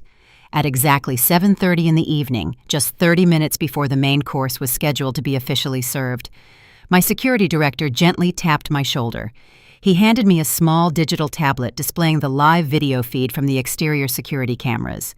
There was Chloe, sneaking nervously through the dark loading dock alleyway outside the hotel. She was wearing a completely ridiculous outfit, consisting of dark designer jeans, a black silk blouse, and oversized luxury sunglasses that completely obscured her face in the dark. She looked exactly like a terrible actress playing the role of a wealthy spy in a cheap action movie. She clutched a large, heavy designer tote bag tightly against her chest as she quickly slipped through the unlocked rear service doors. She truly believed she was being incredibly stealthy and completely invisible to the world. She thought she was a brilliant criminal mastermind executing a flawless plan, but she had absolutely no idea that I had spent the entire previous week completely upgrading the surveillance infrastructure of the massive commercial kitchen. Chloe slowly pushed open the heavy metal doors of the kitchen and stepped quietly onto the clean white tile floor. I had intentionally cleared out the secondary prep room entirely, leaving it completely empty of all my culinary staff. Sitting perfectly alone in the exact center of the gleaming stainless steel room was a massive commercial heating vat. Inside that specific large metal vat was over 50 gallons of my famous signature seafood bisque, which was scheduled to be served directly to the mayor and his highly elite guests in just a few minutes. Chloe looked around the empty room, her chest heaving heavily with nervous anticipation. She pulled off her dark sunglasses, and a wicked, malicious smile slowly spread across her pale face. She truly thought she had completely outsmarted me once again. She thought she had discovered the perfect golden opportunity to completely destroy my professional reputation, ruin my massive catering business, and force me into immediate financial bankruptcy. She walked quickly over to the massive heating vat and peered down into the rich, creamy, warm soup. She let out a soft, cruel laugh, echoing quietly against the cold metal walls of the kitchen. She reached her manicured hands deep into her oversized designer tote bag and pulled out 2 massive industrial-sized containers of coarse rock salt and a small dark glass bottle containing a heavy liquid chemical laxative. She was not just trying to make the food taste slightly bad. She was actively trying to completely poison 500 highly influential people tonight. The absolute sheer malice of her dark, terrible plan was truly breathtaking to witness on the glowing security monitor. She completely lacked any basic human empathy or moral boundary. She was fully willing to send hundreds of innocent people directly to the emergency hospital room just to satisfy her own petty toxic vendetta against her black mother-in-law. I watched her struggle slightly to unscrew the heavy plastic lids of the massive salt containers.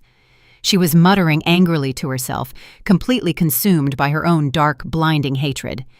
"This is exactly what you get, Lorraine," she whispered fiercely, her voice easily picked up by the hidden audio microphones I had strategically installed directly above the prep station. "You think you are so incredibly smart and so incredibly powerful in this city.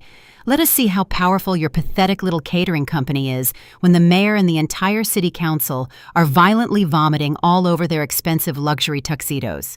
You are going to lose absolutely everything tonight, and you are going to end up completely begging us for money." She finally popped the tight lids off the massive plastic containers. She lifted the heavy jugs high into the air, positioning them directly over the steaming vat of rich, expensive seafood bisque.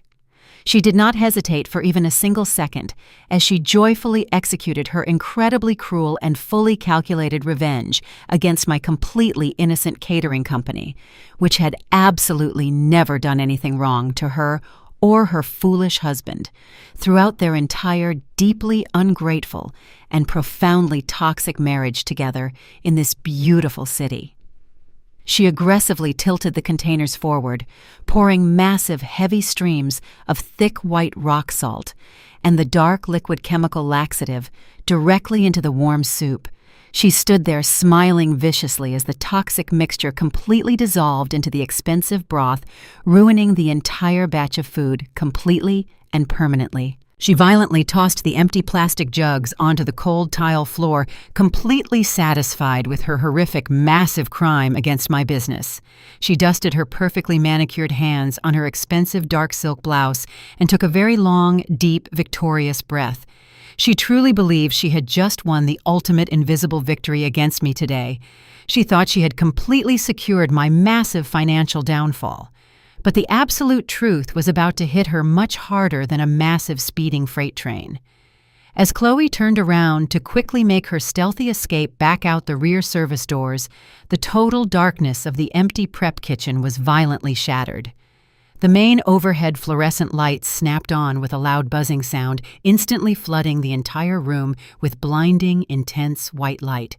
Chloe gasped loudly, throwing her hands up quickly to shield her sensitive eyes from the sudden brightness. And before she could even begin to process the sudden terrifying change in lighting, a massive barrage of brilliant camera flashes erupted from every single corner of the room. I slowly walked out from behind the heavy metal storage racks, completely flanked by my massive security team and 3 professional private investigators holding high-definition recording cameras. I had the entire kitchen completely wired with hidden cameras, but I wanted to make absolutely sure we captured her raw, absolute terror in person. Chloe poured the salt into the soup, turned around, and was instantly blinded by the relentless camera flashes, completely frozen in absolute horror as she realized she was entirely caught. Her designer bag slipped from her trembling fingers and crashed loudly onto the hard tile floor, spilling her personal belongings everywhere. She was no longer a wealthy, privileged influencer playing a fun little game. She was now a highly documented criminal standing directly at the scene of a massive felony, and her entire fake world was about to completely collapse right down on top of her. The blinding white light from the professional camera flashes paralyzed Chloe in the center of the commercial kitchen. She stood perfectly still like a terrified animal, caught in the sudden glare of headlights on a dark, winding road. The heavy plastic containers of industrial rock salt and chemical laxatives lay completely abandoned on the pristine white tile floor, serving as undeniable physical evidence of her massive, horrific crime. My security team stepped forward, forming a solid human wall between Chloe and the massive metal heating vat of seafood bisque she had just intentionally poisoned. I walked slowly toward her, keeping my posture completely straight and my facial expression absolutely neutral. I did not need to shout or scream because true power always speaks in a very quiet, steady voice. Chloe looked around the room, her blue eyes wide with absolute panic as she desperately searched for a single friendly face or a convenient escape route. But there was absolutely nowhere for her to run. Because this was the highly secure annual mayoral charity gala, the hotel was already heavily surrounded by a massive contingent of local police officers and private security personnel. Within seconds of my lead security director triggering the silent emergency alarm, the heavy metal doors of the kitchen swung open violently. 4 uniformed police officers rushed into the room with their hands resting defensively on their utility belts. They were completely prepared for a violent physical altercation, but instead they found a deeply tense standoff between my professional culinary staff and a single trembling woman in a dark designer silk blouse. The absolute second the police officers entered the room, Chloe instantly snapped out of her terrified paralysis and completely transformed into a highly skilled actress. Her survival instincts kicked in, and she immediately resorted to the exact same toxic manipulation tactics she had successfully used her entire privileged life. She completely collapsed onto the cold tile floor, dramatically scraping her knees and letting out a loud, piercing scream that echoed painfully against the stainless steel walls. She buried her face in her manicured hands and began to violently sob, forcing massive fake tears to aggressively pour down her pale cheeks. "Oh my God, please help me," Chloe cried out loudly, her voice shaking with perfectly manufactured absolute terror. "Please keep them away from me. They attacked me. They all completely attacked me in the dark." The 4 police officers instantly froze their professional training, completely short-circuiting in the face of a wealthy, crying white woman in deep emotional distress. They looked quickly around the room, taking in the sight of my highly trained black culinary staff standing quietly near the massive prep stations. The systemic bias that was deeply ingrained in their minds immediately began to heavily influence their active perception of the complex situation. 2 of the officers stepped quickly in front of Chloe, forming a protective barrier between her and my staff, while the other 2 officers aggressively placed their hands directly onto their heavy weapons. "Back up right now," one of the officers shouted loudly, pointing his finger directly at my lead prep cook, who was simply holding a wooden stirring spoon. "Everybody back up and keep your hands exactly where I can see them right this very second." Chloe peeked through her trembling fingers, watching the police officers aggressively take control of the kitchen. A highly toxic look of dark, triumphant victory flashed briefly across her tear-stained face before she completely hid it behind another loud, dramatic sob. "I came back here looking for the main restroom because I was completely lost." Chloe lied, her voice pitching up an entire octave to sound incredibly young and deeply vulnerable. "I just walked through the wrong doors, and suddenly they completely surrounded me. This older woman hates me," she continued, pointing a shaking, manicured finger directly at my chest. "She is my deeply abusive mother-in-law, and she explicitly ordered her kitchen staff to physically assault me in the dark. They threw my expensive bag on the floor, and they were going to seriously hurt me before you brave officers finally showed up." It was a completely masterfully constructed and deeply racist lie designed specifically to weaponize the police directly against my innocent employees. The officers turned their harsh, judgmental glares directly toward me, their aggressive posture clearly indicating that they heavily believed her completely fabricated story. "Ma'am, you need to step back and explain exactly what is going on here right now," the lead officer demanded, speaking to me with a tone of deep, intense disrespect. I did not step back. I simply crossed my arms over my pristine white chef coat and looked the officer directly in his eyes. "I am Lorraine Davis, the executive chef and primary owner of the catering company hired to serve the mayor tonight," I stated calmly.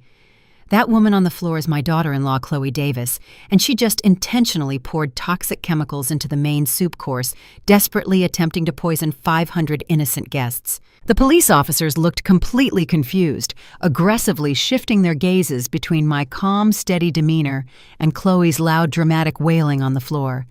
"That is a complete and absolute lie," Chloe screamed loudly, kicking her expensive designer heels against the floor like a massive, spoiled toddler. "She is crazy, and she is completely trying to frame me to cover up her own terrible food hygiene.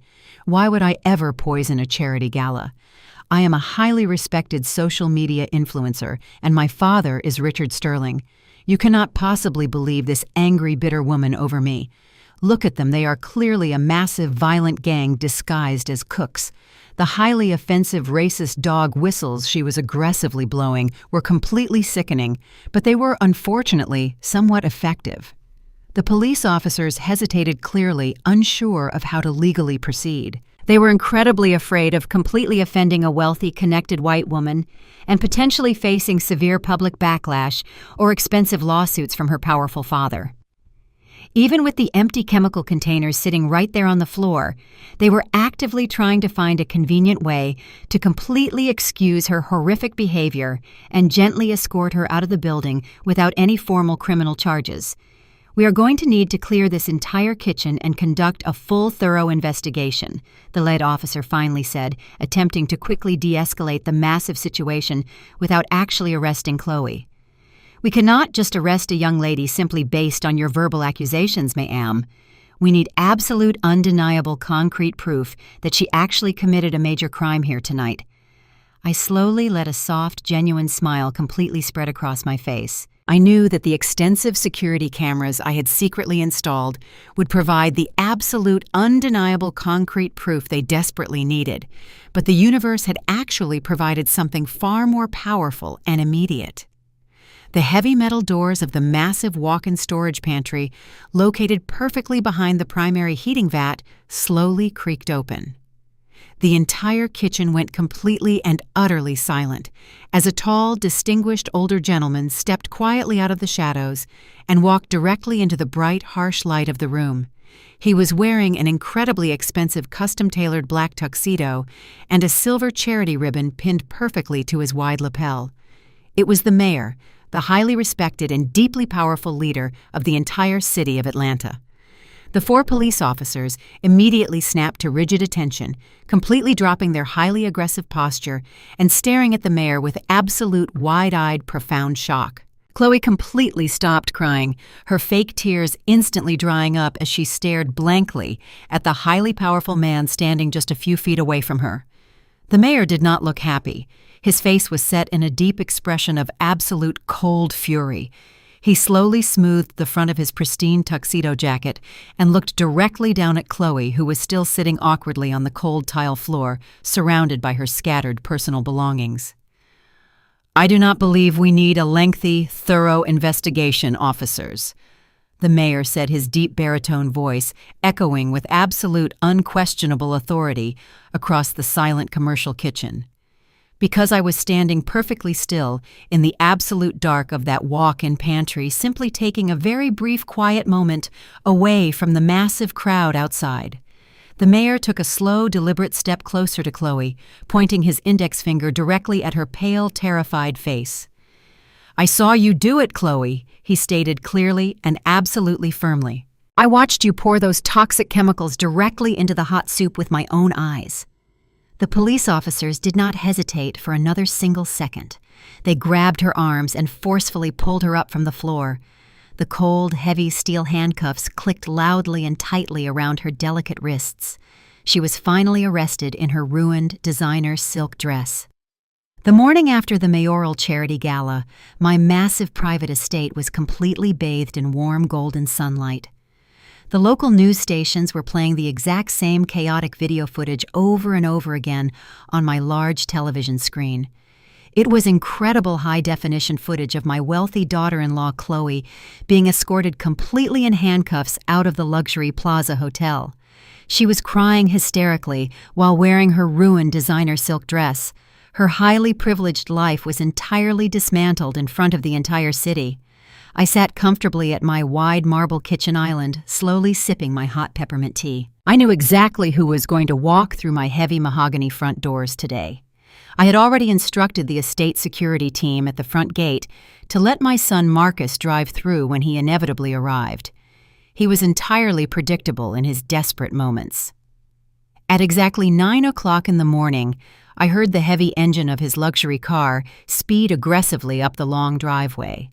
He practically slammed his car door and ran frantically up the wide stone steps of my porch. He pushed his way into my quiet house, looking completely destroyed. His expensive tailored suit was deeply wrinkled, and his tie was missing. He had massive dark circles under his eyes, and his hands were physically shaking. He walked directly into my large kitchen and completely collapsed onto one of the tall bar stools. He did not look like a wealthy, powerful corporate executive today. He looked exactly like a terrified little boy who had just made a massive, terrible mistake. "Mom, you have to help me!" Marcus begged, his voice cracking completely with deep, desperate panic. They formally charged Chloe with multiple federal felonies for attempted mass poisoning and domestic terrorism. The local judge set her bail at a massive $2 million. Her wealthy father completely cut her off and absolutely refuses to answer my phone calls. The bank froze all of our commercial accounts because of the Vanguard Trust loan clauses. I have absolutely zero cash left, Mom. You have to write a check to the bail bondsman right this very second. She is sitting in a cold concrete jail cell, and she is completely terrified. You have to save us. I placed my warm ceramic mug down onto the marble counter very slowly. I did not feel a single ounce of pity or maternal instinct toward the desperate man sitting across from me. I looked directly into his red, tear-filled eyes with absolute cold indifference. "You are coming into my private home and aggressively demanding that I pay millions of dollars to physically rescue a woman who just intentionally tried to poison my entire catering business," I asked, my voice remaining incredibly low and perfectly steady. You want me to financially save the exact same woman who stood in my commercial kitchen last night and loudly called my professional staff a violent street gang. You want me to bail out the person who completely destroyed my bakery door and then stood in a police station crying fake tears to heavily weaponize the local police against me. Marcus slammed his shaking hands down onto the marble counter. "She is your family mom," he screamed loudly, his desperation quickly turning into toxic, entitled anger. "She is the mother of your only granddaughter. You are incredibly rich. $2 million is absolutely nothing to you. You could easily wire the money right now and completely fix this entire terrible situation. You are just being deeply vindictive and incredibly stubborn because you never truly liked her. We are supposed to blindly protect our family, no matter what happens." I stood up slowly from my tall chair and walked directly around the large kitchen island until I was standing completely face to face with my son. My absolute silence made him physically flinch. "The profound level of your toxic entitlement is truly staggering, Marcus." I said, my words cutting through the tense air like a highly sharpened knife. "You dare to sit in my house and lecture me about family loyalty. Let us officially talk about your incredible definition of family loyalty."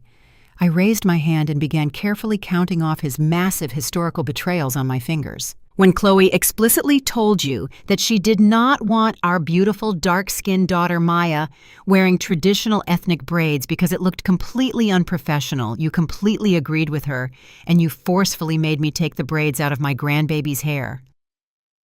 When Chloe explicitly refused to invite any of your black cousins to your expensive wedding because she felt they would aggressively ruin her perfect aesthetic.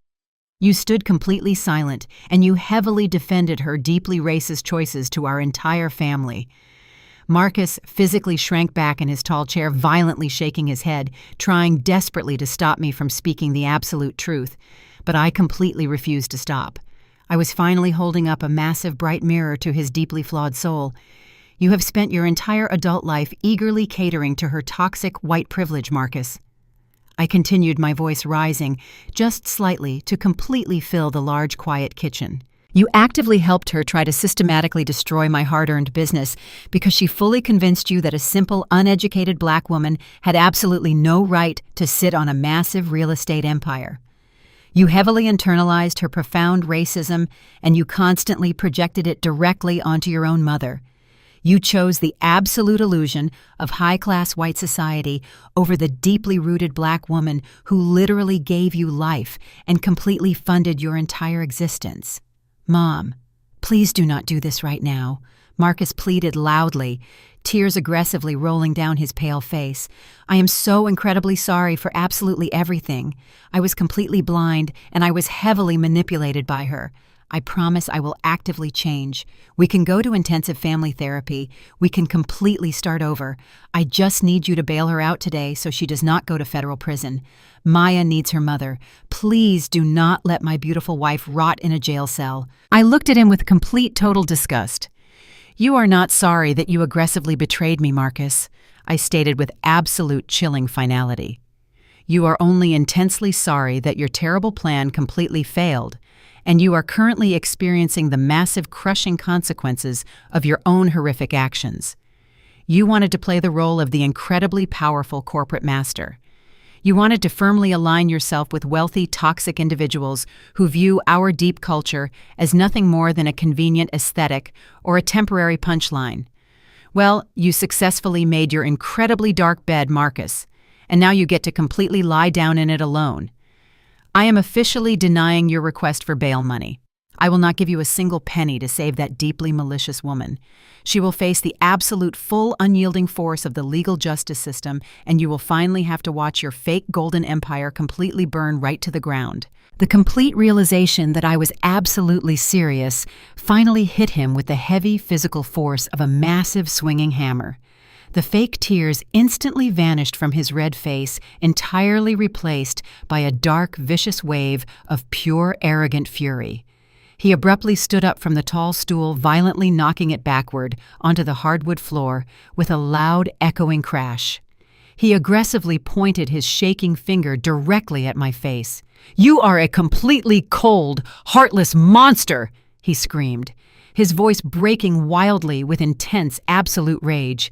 "You completely planned this entire thing just to successfully steal my child and publicly humiliate my wife. You do not care about family at all. You only care about your massive bank accounts and your pathetic commercial buildings. Fine. I do not need your stupid, dirty money anyway. I am a highly successful man, and I still legally own a massive luxury asset." He turned around aggressively and began storming quickly toward the heavy mahogany front doors of my estate. "I will just go directly to the bail bondsman myself," Marcus shouted loudly over his shoulder, completely confident in his final, desperate backup plan.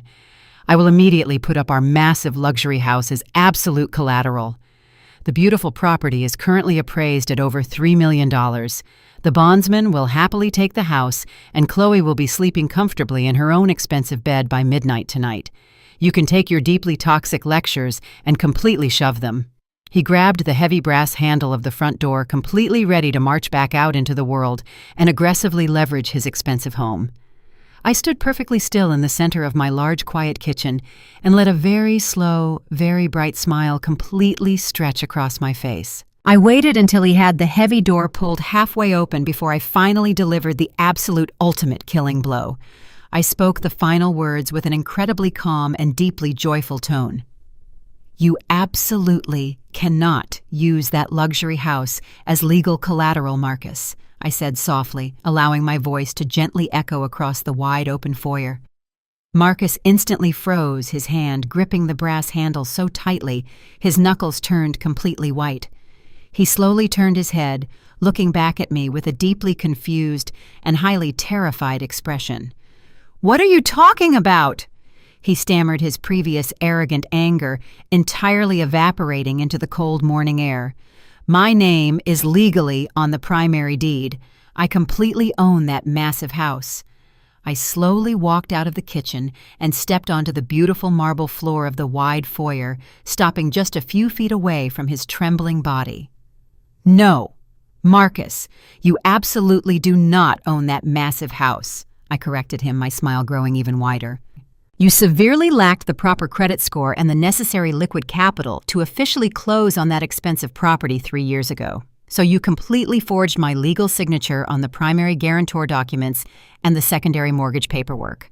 You secretly tied my massive corporate credit directly to your personal home without ever asking for my permission. You heavily relied on the strict assumption that I would simply never notice or that I would just quietly accept the massive financial burden to protect my golden son." His mouth dropped completely open, his eyes widening in absolute sheer horror as the deeply hidden secret he had kept for 3 long years was violently dragged right out into the bright light. But the absolute best part of this entire situation, Marcus, I continued taking one final step closer to completely seal his terrifying fate, is that I finally contacted my lead corporate attorneys and the primary mortgage lenders early yesterday morning. I officially reported my legal signature as completely forged and heavily stolen. The bank instantly flagged the massive property for severe felony fraud. The local authorities are officially seizing the entire estate right this very second. You do not have a massive luxury house to use for bail money, Marcus. You do not even have a safe place to sleep tonight. He stood completely paralyzed in the bright, open space of my beautiful hallway. The heavy brass door handle slowly slipped directly out of his sweating fingers. His entire chest began to heave violently as the crushing weight of his absolute total destruction finally settled directly onto his narrow shoulders. He had completely lost his wealthy wife to the massive federal prison system. He had totally lost his expensive fake business to my hidden corporate trap, and now he had permanently lost the only physical shelter he thought he legally possessed. He slowly sank right down onto his knees on the cold marble floor, completely unable to stand up under the heavy pressure of his massive failures. I did not reach out to comfort him. I simply turned around and walked slowly back toward my bright, sunny kitchen, leaving him completely alone with the dark, horrific consequences of his deeply toxic arrogance. The sprawling $3 million estate sat perfectly manicured under the bright afternoon sun. It was located in one of the most exclusive gated communities in the entire metropolitan area. The massive green lawns were perfectly cut, and the large fountain in the front driveway sparkled beautifully. But the absolute peace of the wealthy neighborhood was violently shattered by the arrival of 3 large white moving trucks and 4 marked county sheriff vehicles. I was not physically there to witness the massive humiliation, but my lead security director had parked a discreet black Suburban just down the street to monitor the entire situation, and he provided me with a highly detailed live video feed. Marcus and Chloe were completely out of time. Chloe had managed to secure a temporary release on bond using a highly shady local bondsman who demanded exorbitant fees, but her temporary physical freedom meant absolutely nothing because her entire fake empire was completely crumbling down around her. The local authorities had moved with incredible speed once my legal team officially reported the massive mortgage fraud. The bank had instantly seized the property, and the eviction was not a slow legal process. It was a rapid, aggressive seizure of stolen assets. The county sheriffs marched straight up to the massive custom wooden front doors and completely bypassed the expensive security doorbell. They pounded heavily on the door, demanding immediate entry. Marcus answered the door looking completely exhausted and deeply terrified. The lead sheriff did not offer any polite pleasantries.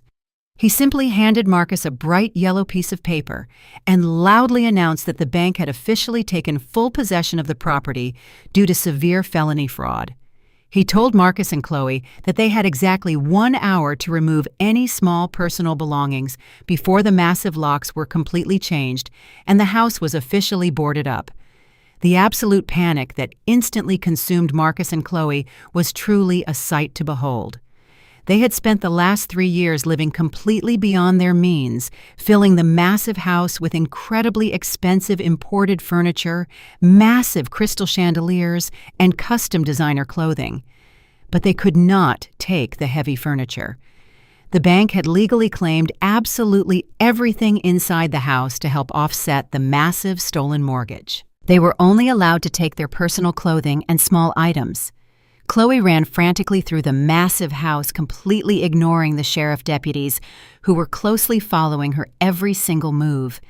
She was screaming wildly at Marcus, completely blaming him for the massive disaster. She had completely lost her elegant influencer persona. Her blonde hair was a massive tangled mess, and she was wearing cheap gray sweatpants. They did not even have enough time to properly pack their expensive designer luggage. Out of pure, sheer desperation, Marcus ran to the massive luxury kitchen and grabbed a large roll of heavy black plastic garbage bags. He ran back upstairs, and they began violently shoving thousands of dollars worth of custom silk dresses, expensive leather shoes, and designer handbags directly into the cheap plastic trash bags. It was the absolute ultimate visual representation of their highly toxic relationship. All of their expensive fake glamour was completely reduced to sitting inside literal garbage bags. They dragged the heavy plastic bags down the grand curved staircase, the expensive shoes poking sharp holes through the thin black plastic. The sheriff deputies physically escorted them out the front door, completely forcing them to leave their massive television screens, their luxury watches, and their expensive sports cars behind. The bank had seized the cars too because they were also heavily tied to the fraudulent corporate credit accounts.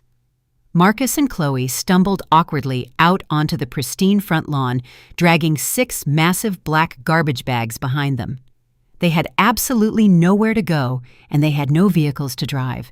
They simply stood on the green grass, completely surrounded by their trash bags, looking completely lost and entirely defeated.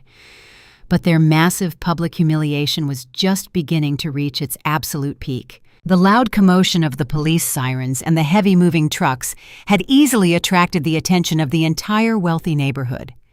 These were the exact same incredibly wealthy neighbors that Chloe had spent years desperately trying to impress. She had constantly bragged to them about her massive wellness spa and her incredibly rich father. She had deeply looked down on anyone who she felt was completely beneath her massive social status. And now those exact same people were slowly walking out of their massive houses and gathering directly across the street to eagerly watch her massive downfall. A group of wealthy housewives wearing expensive tennis outfits stood on the sidewalk, completely ignoring polite social boundaries. They all had their expensive smartphones pulled out, and they were actively recording the entire pathetic scene. The news of Chloe's massive arrest at the mayoral charity gala had heavily saturated the local morning news broadcasts. Everyone in the entire city completely knew exactly what she had done to my catering business. The neighbors were pointing their perfectly manicured fingers, laughing quietly, and whispering loudly enough for Chloe to easily hear them. "Look at the terrible poisoner," one woman called out loudly from across the street. "I heard she is going to federal prison for a very long time, and she completely deserves it." Chloe completely lost whatever tiny shred of sanity she had left. She dropped her heavy garbage bag and ran aggressively toward the edge of the perfectly manicured lawn, screaming wildly at the wealthy women. "Stop completely filming me, you pathetic, terrible people!" Chloe shrieked, her voice cracking violently with absolute unhinged rage. "You are all completely jealous of me. My father is Richard Sterling, and he will legally sue every single one of you for completely violating my personal privacy. Do you even know who I am? I am a massive social media influencer. I am incredibly wealthy, and you are all just pathetic, ugly housewives with absolutely no real power." The women simply laughed louder, completely unbothered by her empty, frantic threats. One of the women zoomed her camera lens directly onto Chloe's tear-stained, completely ruined face. "You do not look very wealthy today, Chloe," the woman shouted back happily. "You look exactly like a highly desperate criminal standing in the literal garbage." Marcus completely abandoned his wife, hiding his face in his hands and sitting down onto one of the black plastic bags. He was completely broken. He had lost absolutely everything, and he completely knew that it was entirely his own massive fault. He had arrogantly, completely betrayed his own loving mother for a woman who was currently screaming like a wild animal on a suburban lawn. He wished the earth would simply open up and swallow him whole. Just as Chloe was about to completely cross the street and physically attack the laughing women, a massive, sleek, black luxury car slowly turned the corner. It was a highly expensive custom Bentley, and it practically glided down the wide suburban street. The tinted windows reflected the bright afternoon sun beautifully. Chloe stopped screaming and completely froze. A massive wave of pure, absolute relief quickly washed over her pale, exhausted face. She instantly recognized the highly expensive vehicle. It was her wealthy father. She completely believed that her absolute savior had finally arrived to rescue her from this massive public nightmare.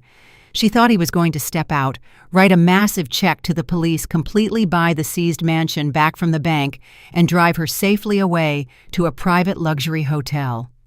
Daddy Chloe cried out loudly, her voice completely shifting from aggressive rage back to the pathetic whining tone of a spoiled, helpless child. "Daddy, please help me. They are completely stealing all of our beautiful things, and these horrible women are actively mocking me." The massive black Bentley slowly pulled up directly to the curb, stopping just a few feet away from the massive pile of black garbage bags. The heavy car door slowly clicked open, and Richard Sterling completely stepped out onto the concrete sidewalk.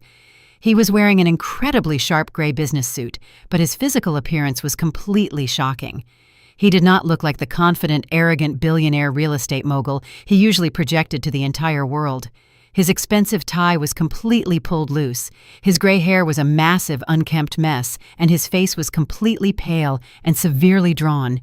He looked incredibly old and deeply exhausted. Chloe ran desperately toward him, completely ready to throw her arms around his neck and cry heavily into his expensive suit jacket. But Richard Sterling violently held up his hand, completely stopping her dead in her tracks. He did not look at his only daughter with a single ounce of loving parental sympathy or warm protective care. He looked at her with an expression of absolute pure, intense fury. His eyes were completely dark and filled with an overwhelming hatred. The heavy doors of the massive black luxury Bentley slammed shut with a solid thud that echoed across the perfectly manicured front lawn. Chloe completely ignored the loud laughter of the wealthy neighborhood housewives and sprinted directly toward her older father. She dragged her feet heavily across the bright green grass, leaving deep scuff marks behind her. "Daddy, please help me!" she cried out loudly, her voice completely cracking with absolute desperate panic. "They are completely stealing all of our beautiful things today, and those horrible women across the street are actively mocking me while they record my massive humiliation." She reached the smooth concrete sidewalk and practically threw her entire body toward the tall man standing next to the expensive vehicle. She was completely expecting him to wrap his strong arms around her shoulders completely, comfort her, and immediately pull out his massive checkbook to instantly solve absolutely all of her terrible problems. That was exactly how her entire privileged life had always worked without fail. Whenever she made a massive terrible mistake or threw a massive childish tantrum, Richard Sterling would simply throw massive amounts of money directly at the specific problem until it completely vanished from sight. But Richard did not open his arms to catch his crying daughter today. He stood perfectly rigid, his hands balled into tight, heavy fists at his sides.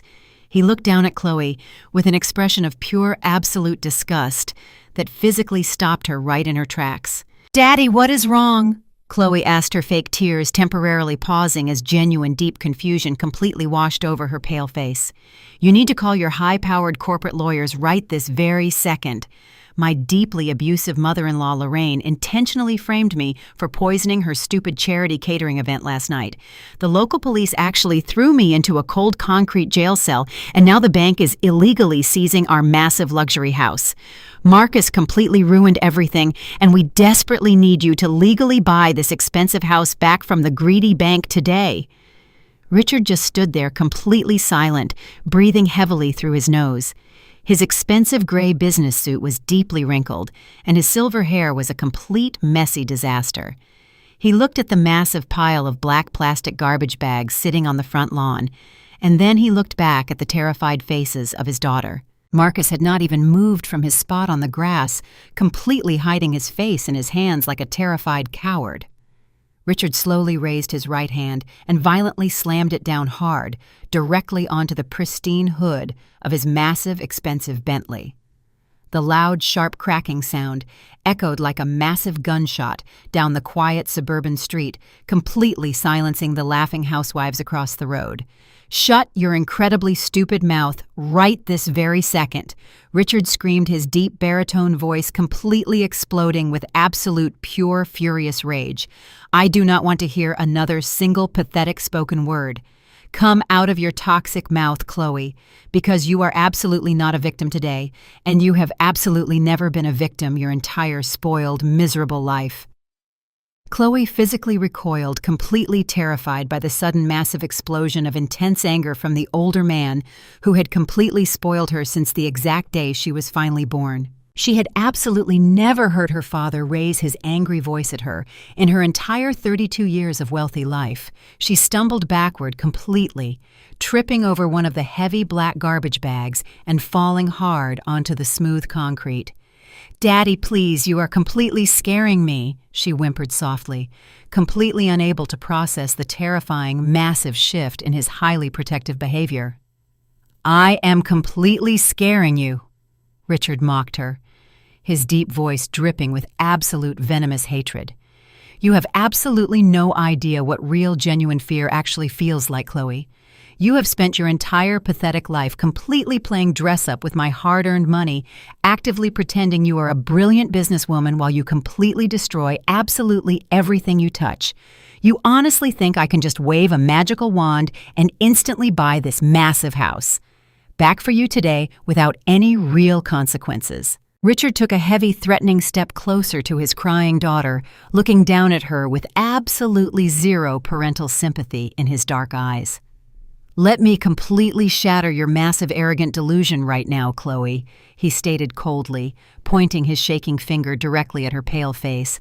"I am completely broke. I do not have millions of dollars sitting in a massive bank account waiting to finally rescue you. My massive corporate real estate business completely went bankrupt exactly 6 months ago due to my own terrible, massive financial investment mistakes recently." Chloe gasped loudly, her hands flying up to cover her mouth in absolute sheer horror as the heavy truth finally hit her. "That is entirely impossible," she whispered, her entire fake reality completely crumbling around her like a massive, fragile sandcastle. You are Richard Sterling. You legally own half the expensive commercial buildings in the entire downtown financial district right now. I legally own them." Richard quickly corrected her, his face twisting into a bitter, painful grimace. The commercial real estate market completely crashed, and my massive corporate lenders aggressively called in absolutely all of my heavy business loans immediately. I completely lost absolutely everything, Chloe. The massive luxury house I currently live in is heavily mortgaged. The expensive cars are all completely leased, and I have been completely faking my massive wealth for the last 6 months just to desperately keep up fake professional appearances. I was completely drowning in massive corporate debt, and I was entirely desperate to safely save my family legacy from total public humiliation. Richard leaned back against the hood of his expensive car, running his shaking hands roughly through his messy silver hair. "I was completely out of massive financial options," he continued slowly, his voice completely dropping to a harsh, painful whisper as the painful memories returned. "So I secretly sought out a massive emergency bailout loan from a highly exclusive private wealth management firm in the city. They are a deeply private financial investment group, officially known as Vanguard Trust."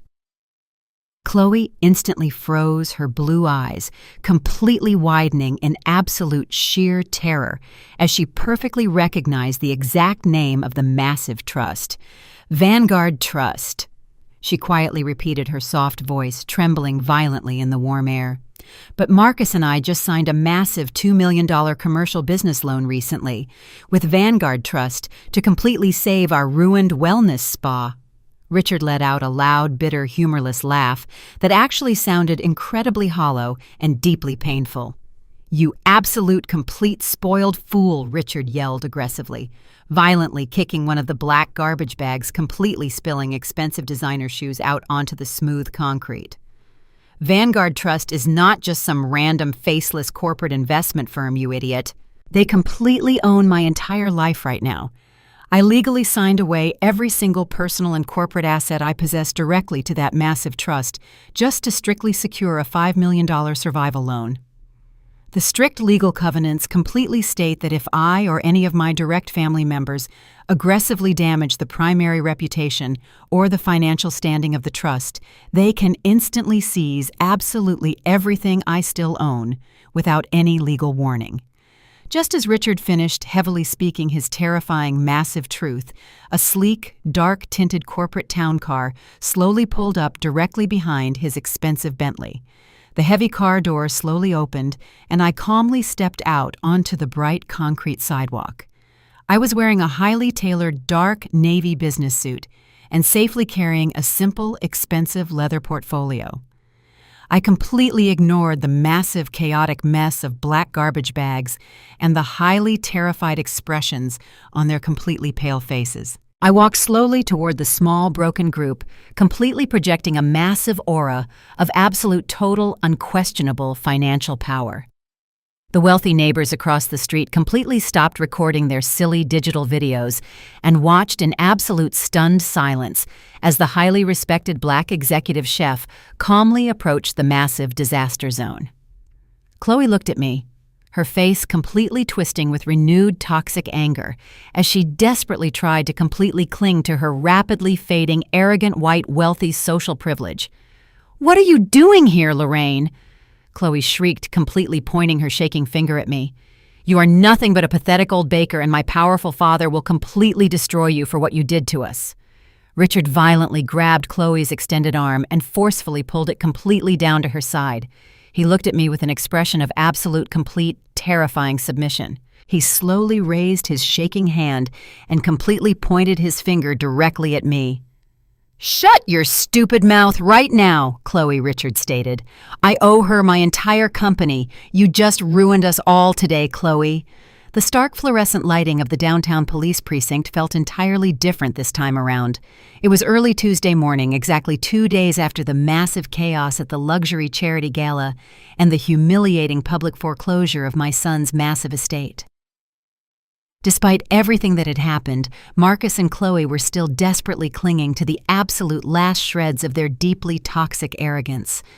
They were currently sitting inside a small gray interrogation room, attempting to aggressively negotiate a highly favorable plea deal for the original crime that started this entire massive chain of events. That crime was the late-night break-in at my beloved bakery. Chloe was wearing a simple dark sweater, looking incredibly tired, but still projecting an aura of complete unearned superiority. She had her expensive lawyer sitting right next to her, a man whose legal fees were currently being paid by a heavily maxed-out emergency credit card. Marcus sat across the metal table, rubbing his exhausted face completely, believing that they were about to easily escape any real serious prison time today. The local district attorney had initially filed the bakery door incident as a simple misdemeanor property damage charge. Because they had successfully manipulated the police officers on that very first night, they genuinely thought the broken glass was simply a minor inconvenience that could be easily resolved with a small fine and some basic community service. They truly believed the absolute worst was completely behind them. Their expensive lawyer was aggressively explaining to the tired precinct detective that Marcus and Chloe were highly upstanding citizens who simply made a minor lapse in judgment during a stressful family business dispute. The lawyer confidently stated that my son and his wife would happily pay the standard $200 replacement fee for the standard commercial glass door and formally apologized to the court. Chloe leaned back in her uncomfortable metal chair, crossing her arms defensively. She actually had the absolute sheer audacity to smile a smug little smile at the tired detective. She quietly whispered to Marcus that once this minor legal issue was completely settled, they would simply move to another beautiful state and completely start over using whatever small funds they could somehow scrape together. She completely refused to acknowledge the massive federal charges still heavily looming over her head from the Charity Gala poisoning incident. Her deeply flawed narcissistic brain simply compartmentalized the massive danger, completely focusing on winning this one tiny legal battle against me. Marcus nodded slowly, completely agreeing with his manipulative wife. He told the exhausted detective that his mother was simply a bitter older woman who was actively trying to blow a tiny broken window completely out of proportion just to maliciously ruin his successful life. He complained heavily about how unfairly he was being treated by the entire local justice system. The detective sighed heavily, rubbing his temples and looking completely ready to just stamp the basic misdemeanor plea deal paperwork and send them entirely on their way. He slid the thin paper file across the cold metal table, pointing his cheap plastic pen at the bottom signature line. He told Marcus that if he simply signed the formal confession for basic third-degree property vandalism, they could easily avoid a lengthy trial for this specific incident. Marcus eagerly reached out to grab the pen, a massive wave of pure, absolute relief washing over his pale, exhausted face. He truly thought he had finally outsmarted the legal system. He thought his wealthy white privilege and his expensive lawyer had successfully protected him from facing any genuine harsh consequences for violently attacking a black woman-owned business in the middle of the night. He clicked the cheap pen, completely ready to sign his name and walk right out of that small gray room. But the universe had an entirely different plan for my highly arrogant son and his deeply toxic wife today. Just as the tip of the pen touched the thin white paper, the heavy metal door of the small interrogation room swung completely open. I walked into the room wearing a perfectly tailored emerald green business suit and a highly confident expression. I was not completely alone. Walking right beside me was an older, distinguished gentleman wearing small, round glasses and carrying a heavy brown leather briefcase. He was a highly respected historical art appraiser from the most prestigious museum board in the entire city of Atlanta. And standing right behind him was the senior district attorney for the county, looking incredibly serious and deeply focused. The exhausted detective immediately stood up from his chair, looking completely surprised by the sudden arrival of such highly powerful city officials in his small, quiet interrogation room. Marcus dropped the pen completely, his hand shaking violently as he stared at me with absolute sheer terror. Chloe completely lost her smug smile, instantly returning to the deeply panicked state she had been in on her front lawn just 2 days ago. What is the meaning of this massive interruption? Her expensive lawyer aggressively demanded, completely standing up and pointing his finger at the senior district attorney. We are actively in the middle of finalizing a standard misdemeanor plea deal for the minor property damage. My clients are completely ready to sign the formal confession and pay the basic fine for the broken glass door right now. The senior district attorney simply shook his head, pulling the thin paper file completely away from Marcus. There will be absolutely no simple misdemeanor plea deal signed today, the district attorney stated, his voice echoing heavily in the small room. We have received massive new evidence regarding the exact nature of the specific property that your clients actively hired a dangerous criminal to violently destroy. The district attorney continued, looking directly at Marcus and Chloe. Marcus looked directly at me, his chest heaving heavily. It was just a stupid piece of cheap commercial glass, Marcus practically screamed, his voice cracking with absolute desperate panic. It was a completely basic front door on a dirty old bakery. We offered to pay the $200 to completely replace it right now. Why are you continuing to maliciously torture us, Mom? I stepped entirely forward, completely taking control of the small, crowded room. I looked directly into my son's deeply terrified eyes, feeling absolutely zero maternal sympathy for his massive self-inflicted pain. You always arrogantly assume that because I run a humble neighborhood bakery, I must be completely ignorant and entirely unsophisticated. I said, my voice incredibly calm and perfectly measured. You and your highly toxic wife heavily looked down on my historic building, completely calling it a filthy ghetto trap to your ridiculous internet followers. But your profound, blinding ignorance has officially completely sealed your massive legal fate today. I gently gestured toward the distinguished older gentleman standing quietly beside me. I asked the appraiser to please completely explain the exact historical significance of the specific glass door they had intentionally destroyed. The older gentleman stepped forward carefully, opening his heavy brown leather briefcase. He pulled out a thick stack of certified historical documents and several highly detailed vintage photographs. These official documents perfectly prove that the heavy glass door on Davis Soul Suites is absolutely not standard commercial glass, the appraiser explained, his professional voice ringing out with absolute total authority. That specific door was actually a highly rare commissioned piece of historical art, completely handcrafted during the 1920s Harlem Renaissance. It was originally created by a highly famous black artisan and legally transported to Atlanta over 80 years ago to symbolize community resilience. It is a completely irreplaceable piece of massive cultural history. The appraiser gently placed the heavy, certified appraisal document directly onto the cold metal table, completely sliding it right in front of Marcus and Chloe. I highly advise you to completely read the final evaluated sum at the absolute bottom of the official page, the appraiser stated quietly, stepping back to allow them to clearly see the paperwork.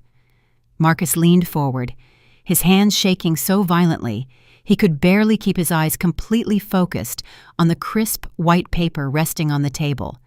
Chloe leaned over his shoulder, her blue eyes completely widening in absolute pure horror as she finally read the massive, bold numbers printed clearly on the official document. That was not just glass, I stated loudly, completely ensuring every single person in the room heard the massive truth. That door was a commissioned piece of historical art from the 1920s Harlem Renaissance, officially appraised at exactly $150,000. The senior district attorney stepped forward, completely picking up the unsigned misdemeanor plea deal and violently tearing it right in half.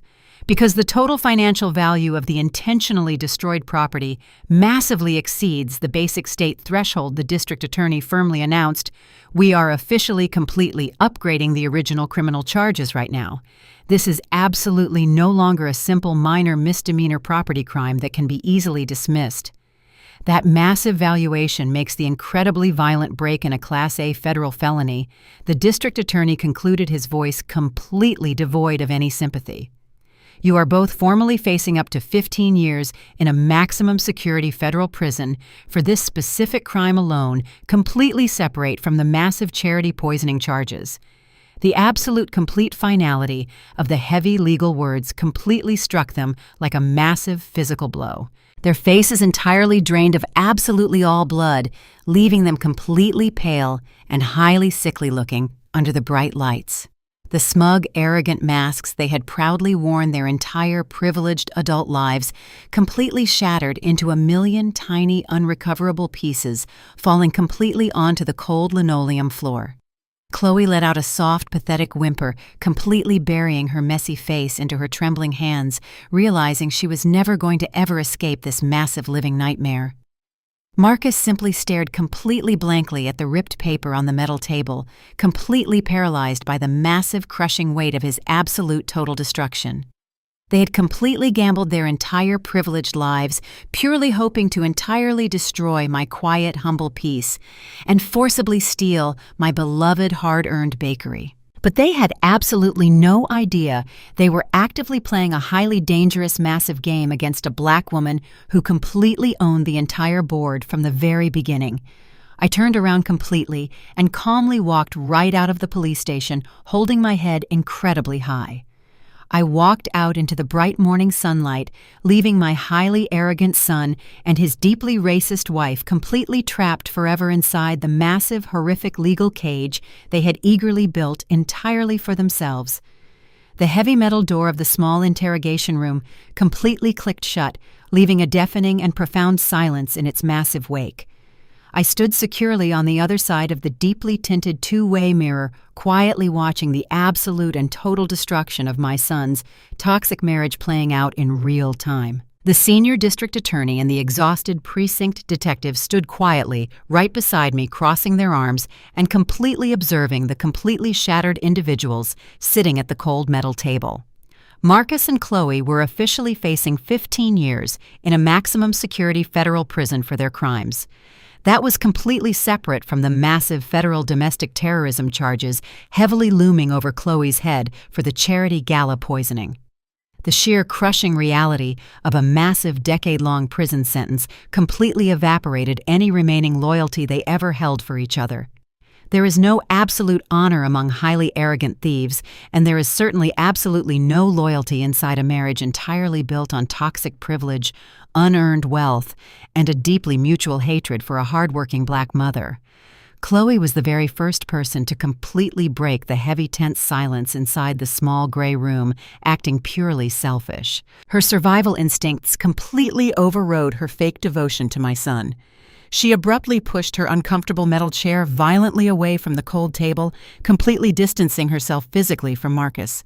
She turned her tear-stained face directly toward the exhausted detective and the expensive lawyer who was completely rubbing his tired temples. "You have to absolutely believe me, Detective Chloe," cried out her voice, completely shaking with perfectly manufactured terror, but completely lacking any genuine tears this time. "I had absolutely nothing to do with that violent late-night break-in at the bakery because I am just totally innocent. I am just an innocent wife trying to survive. Marcus completely forced me to go along with his highly terrible plan. He has deeply hated his mother for his entire adult life because she completely refused to financially support his massive corporate lifestyle. He was the one who directly found the violent thug, and he completely ordered him to violently smash that historic glass door. He told me that if I did not help him completely cover up the massive crime, he would completely take our young daughter away from me forever, and I was extremely terrified of him always. I only went to the police station that night because he physically dragged me there to aggressively lie for him in front of the authorities. The massive sheer audacity of her complete lies was truly breathtaking to quietly witness through the dark, thick glass window. She was entirely willing to completely sacrifice the father of her only child, throwing him directly to the highly aggressive federal wolves just to desperately save her own privileged skin. She was actively leaning heavily into the deeply racist and highly toxic stereotype of the aggressive black man, completely terrorizing the delicate, wealthy white woman. She was completely hoping the local justice system would blindly protect her tears over his actual truth. Marcus sat completely frozen in his chair, his mouth hanging wide open in absolute sheer disbelief. He stared deeply at the woman he had completely betrayed his entire family, for the woman he had completely ruined his own financial life to desperately please. The absolute realization that she was actively trying to send him to federal prison for over 15 years completely shattered the final remaining piece of his massive, arrogant delusion. The deep, toxic spell she had held over him finally broke. It was completely broken in a single terrifying moment of absolute betrayal. A dark and deeply furious shadow completely passed over my son's exhausted face. The terrified little boy completely vanished entirely, replaced by a highly desperate and deeply cornered man completely fighting for his actual freedom. He violently slammed his shaking hands directly down onto the cold metal table, making Chloe physically jump backward in her hard chair. "You absolute, completely lying monster!" Marcus screamed, his voice echoing incredibly loudly inside the small concrete room. "Do not you dare sit there and completely play the innocent, terrified victim now. I completely gave up my entire loving family for your toxic, racist aesthetic. I completely stole millions of dollars from my own hardworking mother just to desperately buy you that massive luxury house that the bank just officially seized. You completely orchestrated the entire bakery break in from the very beginning. You completely wanted to violently destroy my mother's beloved business so you could aggressively claim the massive insurance money and illegally steal the commercial lease to completely build your highly pathetic wellness spa." Marcus aggressively reached his trembling hands deep into the pockets of his incredibly wrinkled suit jacket. He completely pulled out his highly expensive smartphone. He completely ignored the frantic warnings of their highly expensive lawyer, who was desperately begging them both to completely invoke their constitutional right to absolute silence. Marcus violently unlocked his bright digital screen and completely shoved the phone directly across the cold metal table, completely pushing it right into the hands of the deeply exhausted detective.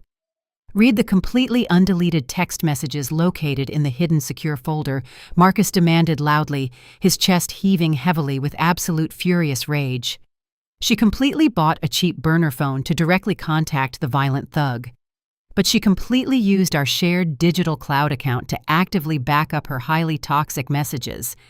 I completely downloaded the entire digital archive last night when I fully realized she was completely losing her mind. She explicitly offered to pay that heavy-set man exactly $5,000 to completely destroy the historic front door. She even sent him highly detailed floor plans of the commercial bakery, completely pointing out the exact location of the most expensive vintage display cases. She is the complete mastermind, and I am completely ready to fully testify against her in a federal court. I will do whatever it completely takes to officially secure my own legal immunity today. The detective slowly picked up the expensive smartphone, completely scrolling through the massive digital archive of highly explicit criminal text messages. Chloe completely lost any remaining shred of her fake, delicate composure. She lunged violently across the cold metal table, aggressively trying to physically snatch the smartphone directly out of the detective's strong hands. "You completely stupid, incompetent failure!" Chloe shrieked wildly, completely clawing at the empty air as the detective quickly stepped backward to completely protect the massive physical evidence from her frantic hands. "You completely ruined my beautiful, wealthy life right now. My highly powerful father will completely destroy you for handing over those private digital messages." Marcus completely laughed, a highly dark and deeply bitter laugh that sounded entirely hollow inside the small room. "Your highly powerful father is completely bankrupt and completely owned by my mother's massive corporate trust fund," Marcus shouted back, completely enjoying the look of absolute sheer terror washing over her pale face. "We have absolutely nothing left, Chloe, because of you. You completely poisoned an entire charity gala filled with highly powerful politicians simply because you failed. You could not handle the absolute truth that a hard-working black woman completely outsmarted you. I completely hope you enjoy wearing a cheap orange jumpsuit for the next 15 years of your miserable life." They completely continued to violently tear each other entirely apart inside the small gray interrogation room. They aggressively confessed to highly numerous financial crimes, massive corporate tax evasion, and deep insurance fraud, completely trying to violently drag the other person completely down into the deep legal abyss. The highly expensive lawyer simply placed his head completely down onto the cold metal table, entirely realizing that his completely broke clients had just legally confessed to multiple federal felonies on a highly secure recorded police tape. They completely destroyed their massive toxic alliance in a matter of minutes, completely turning into wild, violent enemies, fiercely fighting over the absolute scraps of their entirely ruined lives. I stood quietly behind the dark tinted glass, completely watching the absolute inevitable collapse of their highly arrogant fake empire. I did not feel a single ounce of joy or massive celebration watching my only son completely self-destruct. I simply felt a deep, profound sense of complete, absolute closure moving forward gracefully. The heavy burden of their toxic entitlement was completely lifted from my shoulders forever. I completely turned away from the heavy dark glass, entirely ready to completely leave the police station. As I slowly walked completely down the brightly lit central hallway, my personal smartphone gently vibrated inside my expensive leather purse. I gracefully reached inside and completely pulled the phone out, looking at the screen. My highly aggressive family law attorney officially informed me the judge just signed the massive legal paperwork granting me full, absolute emergency custody of my beautiful granddaughter, Maya. My grandbaby was coming safely home. The federal courthouse in downtown Atlanta was completely surrounded by a massive ocean of news vans and heavily armed security personnel. The highly sensational trial of Marcus and Chloe Davis had officially become the absolute biggest media circus the entire city had ever seen in decades.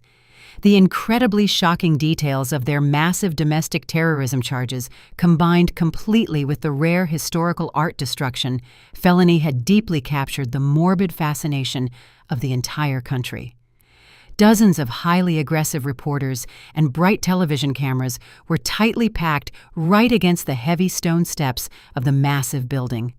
They were eagerly waiting to completely capture every single dramatic moment of this highly publicized family tragedy. I arrived at the massive courthouse wearing a highly tailored deep navy blue business suit with a simple, elegant string of white pearls resting perfectly around my neck. I did not hide my face behind dark sunglasses, and I absolutely did not rush frantically up the heavy concrete steps like a terrified criminal. I walked slowly and incredibly gracefully, completely flanked by my massive private security team and my highly expensive corporate attorneys. The bright camera flashes aggressively erupted all around me, and the loud reporters wildly shouted dozens of highly invasive questions about my completely ruined family. But I remained entirely silent and perfectly composed. I kept my head held incredibly high, projecting an absolute aura of complete, unbreakable strength and profound matriarchal dignity. I walked directly through the heavy metal detectors and stepped confidently into the massive quiet halls of the federal justice system. The primary courtroom was incredibly large and deeply intimidating, featuring massive dark mahogany wooden panels and high vaulted ceilings. Every single wooden bench in the public viewing gallery was completely packed with curious spectators, local journalists, and several highly prominent members of the Atlanta culinary and historical arts communities. The heavy atmosphere inside the massive room was incredibly tense and deeply suffocating. I slowly walked down the center aisle and took my assigned seat, completely ignoring the aggressive whispers echoing behind my back. Marcus and Chloe were already seated right at the dark wooden defense table, looking completely shattered and utterly unrecognizable. The massive, heavy toll of spending several terrifying months completely locked inside a federal holding facility had entirely stripped away their fake wealthy glamour. Chloe was wearing a cheap, poorly fitting gray suit, and her usually perfect blonde hair was incredibly flat and deeply faded. Marcus looked incredibly thin and deeply sickly, his shoulders completely hunched forward in absolute sheer defeat. They were no longer the highly arrogant, wealthy influencers who had violently tried to completely destroy my entire life. They were simply two deeply broken criminals, absolutely terrified of the massive, crushing weight of the federal justice system heavily bearing down entirely on them today. The highly experienced senior federal prosecutor began the massive trial by methodically laying out the absolute cold, hard facts of their incredibly toxic conspiracy. He completely painted a highly detailed and deeply disturbing picture of their massive, blinding greed and their profound racial arrogance. He expertly guided the captivated jury through the massive mountain of undeniable physical evidence. He played the highly secure hidden audio recordings of Chloe violently planning the massive crime. He showed the incredibly sharp, high-definition security videos of my son Marcus, aggressively trying to completely cover up the massive felony art destruction. The 12 members of the federal jury sat perfectly still, completely horrified by the absolute sheer malice and the incredibly dark manipulation displayed by the two deeply pathetic defendants. Marcus and Chloe completely kept their eyes glued directly to the dark wooden table, entirely unable to even look at the disgusted faces of the jury members. Their highly expensive defense attorneys weakly attempted to completely shift the massive blame, but their pathetic legal arguments entirely fell flat against the massive absolute truth. When the senior prosecutor officially called my name to firmly take the witness stand, the entire massive courtroom went absolutely completely silent. You could easily hear a single pin loudly drop onto the heavy carpet. I slowly stood up from my chair, smoothing my elegant navy suit, and walked completely confidently toward the front of the massive room. I raised my right hand and completely swore to completely tell the absolute truth before taking my seat in the wooden witness box. I did not look at my heavily defeated son or his deeply toxic wife. I looked directly into the open, curious eyes of the 12 completely focused jury members. The prosecutor gently began his highly detailed questioning, asking me to clearly explain exactly what happened on the cold, dark night my beloved historic bakery was violently attacked. I spoke in a highly clear, perfectly steady, and incredibly calm voice. I did not show a single ounce of bitter anger or loud, dramatic emotion. I completely refused to give the desperate defense attorneys any possible opportunity to heavily paint me as an angry, bitter, or deeply vindictive black mother. I simply delivered the absolute, cold, hard, indisputable facts. I clearly described the loud, terrifying sound of the rare, historic glass violently shattering in the absolute middle of the night. I perfectly explained how Marcus and Chloe aggressively pulled up in their expensive luxury car just minutes later, highly pretending to be deeply concerned about my personal safety while actively attempting to completely manipulate the local police officers into dropping the massive charges. I clearly detailed the immense, profound cultural and absolute historical significance of the massive handcrafted door they had intentionally destroyed simply to illegally claim fraudulent insurance money. The jury members listened to my steady, calm words with absolute, complete, rapt attention. Several of the older women in the jury box slowly nodded their heads in deep, silent solidarity, completely understanding the heavy, profound pain of raising a highly entitled and deeply ungrateful child. My absolute calm elegance was my highly ultimate weapon, completely destroying any remaining shreds of false sympathy for the two deeply malicious defendants sitting just a few feet away from me. The prosecutor then heavily shifted the massive line of questioning directly to the absolute horrific events of the mayoral charity gala. I clearly explained how Chloe had intentionally sneaked directly into my highly secure commercial kitchen, completely driven by pure, toxic racial hatred and absolute blinding jealousy. I detailed exactly how I had heavily anticipated her incredibly reckless behavior and perfectly installed the massive hidden surveillance system to completely protect my innocent, hardworking culinary staff from her deeply racist false accusations. I described the absolute sheer horror of quietly watching her intentionally pour massive amounts of highly dangerous industrial chemicals directly into a warm soup scheduled to completely feed 500 innocent people. I completely kept my voice incredibly even and perfectly respectful, simply allowing the absolute massive severity of her incredibly dark, horrific crimes to completely speak entirely for themselves. I did not need to shout or scream to firmly prove my absolute innocence. The profound, quiet dignity of my absolute truth completely filled the massive, heavy courtroom, entirely suffocating their pathetic, dark lies.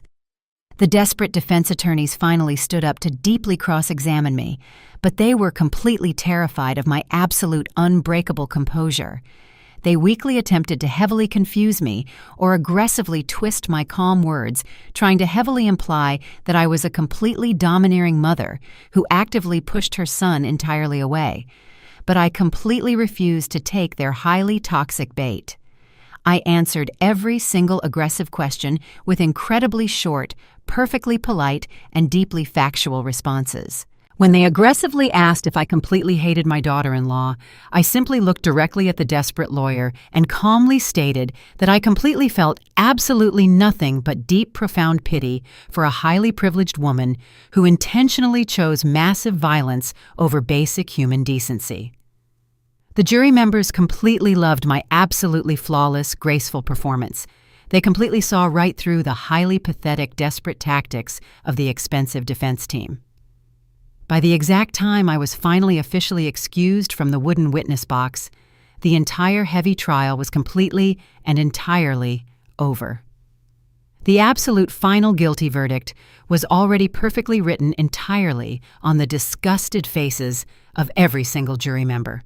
The massive federal trial heavily concluded after exactly 4 long, highly exhausting days of absolute crushing, undeniable evidence. The incredibly serious jury members officially retired to the small private deliberation room, completely ready to finally decide the massive, ultimate fate of my highly toxic son and his deeply malicious wife.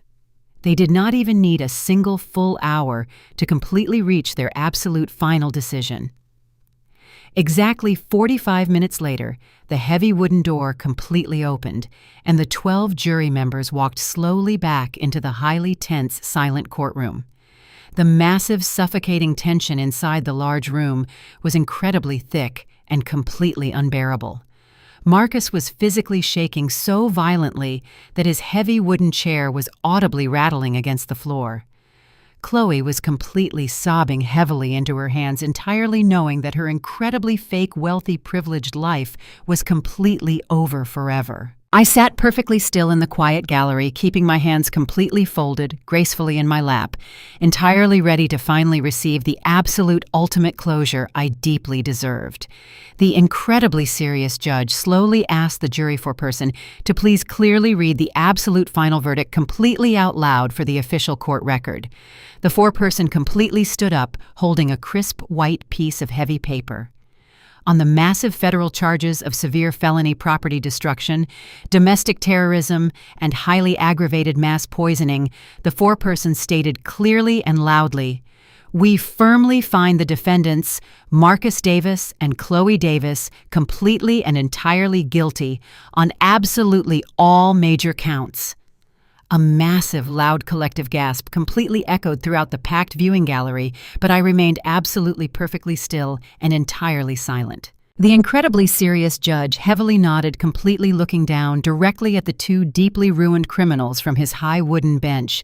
"Your profoundly horrific actions completely demonstrate a highly absolute disregard for human life and a deeply staggering level of toxic, blinding arrogance," the judge stated, his voice echoing heavily across the massive room.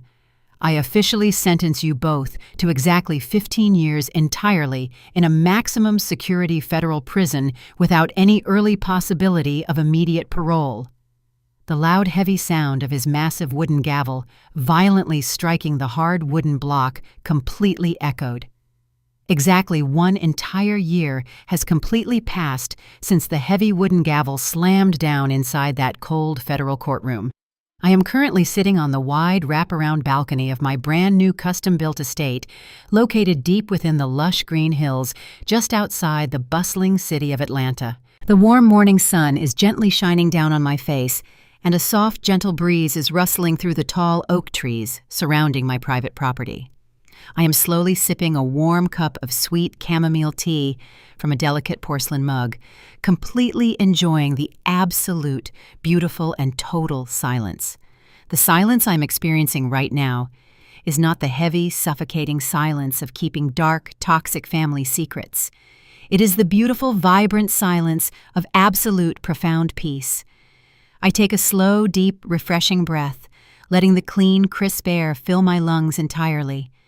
Down below on the perfectly manicured green lawn, my beautiful 6-year-old granddaughter Maya is happily running through the bright sprinklers. She is wearing a bright yellow sundress, and her gorgeous dark natural hair is styled in the exact beautiful traditional braids that her mother used to so aggressively despise and constantly forbid. Hearing Maya's bright, innocent laughter echoing across the massive private garden brings an overwhelming sense of deep, profound healing to my weary soul. She is completely safe now, entirely protected from the massive, toxic hurricane that her completely arrogant parents had violently created. Marcus and Chloe are currently serving their massive 15-year sentences in separate maximum security federal prison facilities located on completely opposite sides of the country. They are entirely removed from our daily lives. I do not visit them, and I absolutely do not accept their desperate and highly manipulative phone calls from the massive prison blocks. I have completely and entirely excised their dark, malicious energy from my peaceful world. The incredibly painful decision to completely cut off my own biological son was undeniably the absolute hardest choice I have ever had to make in my entire 58 years of life. There were countless long, dark nights where I heavily cried myself to sleep deeply, mourning the innocent little boy I had once lovingly raised. I deeply mourned the massive, terrible loss of his absolute potential. But I quickly realized that the cruel, arrogant man he intentionally chose to become was a completely dangerous stranger. He was a highly toxic stranger who heavily relied on his unearned privilege and completely allowed his deeply racist wife to violently attack my hard-earned legacy. I absolutely had to choose between blindly protecting a biological bond that only sought to completely destroy me, or heavily protecting my own absolute peace and the innocent future of my precious granddaughter. I confidently chose my absolute peace, and I have absolutely zero regrets about that massive, necessary decision today. I slowly place my warm tea mug down onto the small glass patio table and look out across the massive, beautiful estate. My massive business empire has completely flourished in the bright, beautiful aftermath of their absolute total destruction. Davis Soul Suites and Catering has rapidly expanded far beyond the original historic commercial building downtown.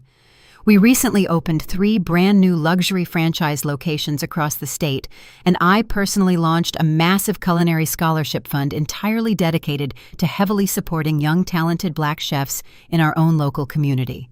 Vanguard Trust is completely thriving under my direct executive leadership, heavily investing millions of dollars back into highly successful minority-owned businesses that truly deeply deserve the absolute massive necessary financial support. Richard Sterling completely filed for massive total bankruptcy, and his deeply corrupt real estate company was entirely liquidated to completely satisfy his massive heavy debts to my private trust. He currently lives in a very tiny rented apartment, completely stripped of his massive arrogant wealth and his deeply toxic white privilege. The absolute poetic justice of the entire massive situation is incredibly satisfying, but I truly absolutely do not dwell on their massive miserable failures anymore. My daily focus is completely and entirely centered on actively building a beautiful, loving, supportive environment for Maya to completely heal and heavily thrive. When Maya first came to live with me permanently, she was incredibly quiet and deeply anxious. She had spent her entire young life heavily absorbing the dark, highly toxic tension constantly radiating from her deeply unhappy parents.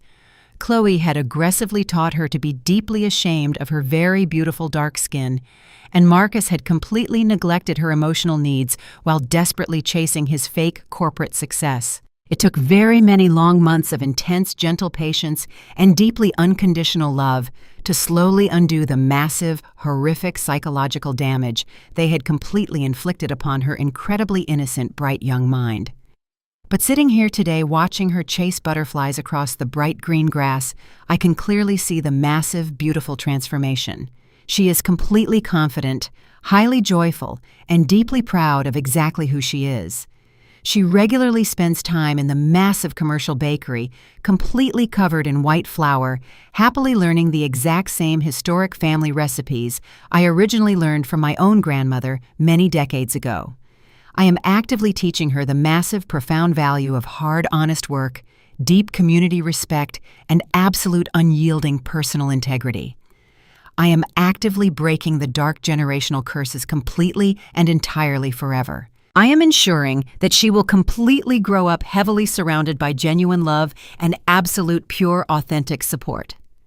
My massive, beautiful estate is constantly filled with the warm, joyful sounds of my actual true family. My older sister Evelyn heavily apologized for her terrible, ignorant behavior at that highly disastrous Sunday dinner, and we have slowly begun completely repairing our deeply fractured relationship. But my actual true family primarily consists of my highly loyal culinary staff, my deeply supportive community friends, and the incredible, courageous people who completely stood by my side when the massive dark storm finally hit. I have completely learned a highly massive and deeply profound lesson over this past traumatic year.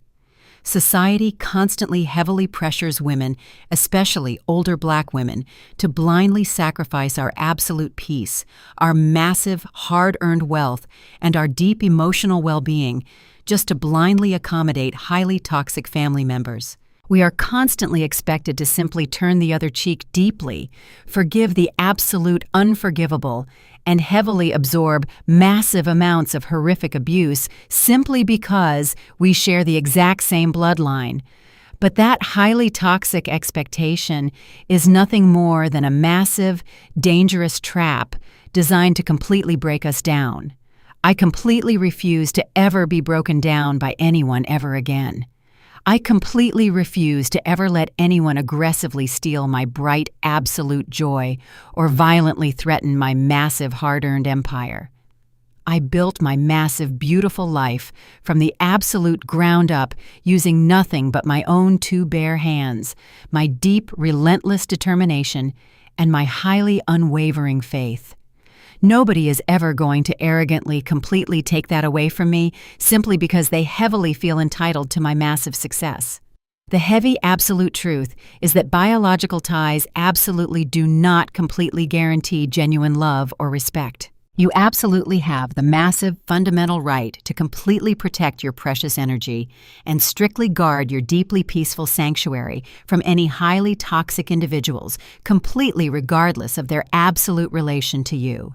You are absolutely allowed to firmly lock your heavy front doors, completely cut off all communication, and confidently walk entirely away from the massive destructive chaos they aggressively try to constantly drag you directly into. Sometimes the absolute ultimate act of deep, profound self-love is completely removing the highly malignant tumors from your truly beautiful life, even if those massive tumors are your own selfish children. I watch Maya completely collapse onto the soft green grass, giggling uncontrollably as a small yellow butterfly gently lands directly on her little nose. My heart completely swells with a massive, overwhelming amount of absolute, pure, unconditional love. This is my massive, true, absolute legacy. It is not just the massive corporate trust funds or the highly expensive commercial real estate holdings. My massive true legacy is the absolute bright, beautiful smile on my granddaughter's healthy face and the deep, profound peace completely resting heavily inside my own weary soul. I gently pick up my warm, beautiful porcelain tea mug.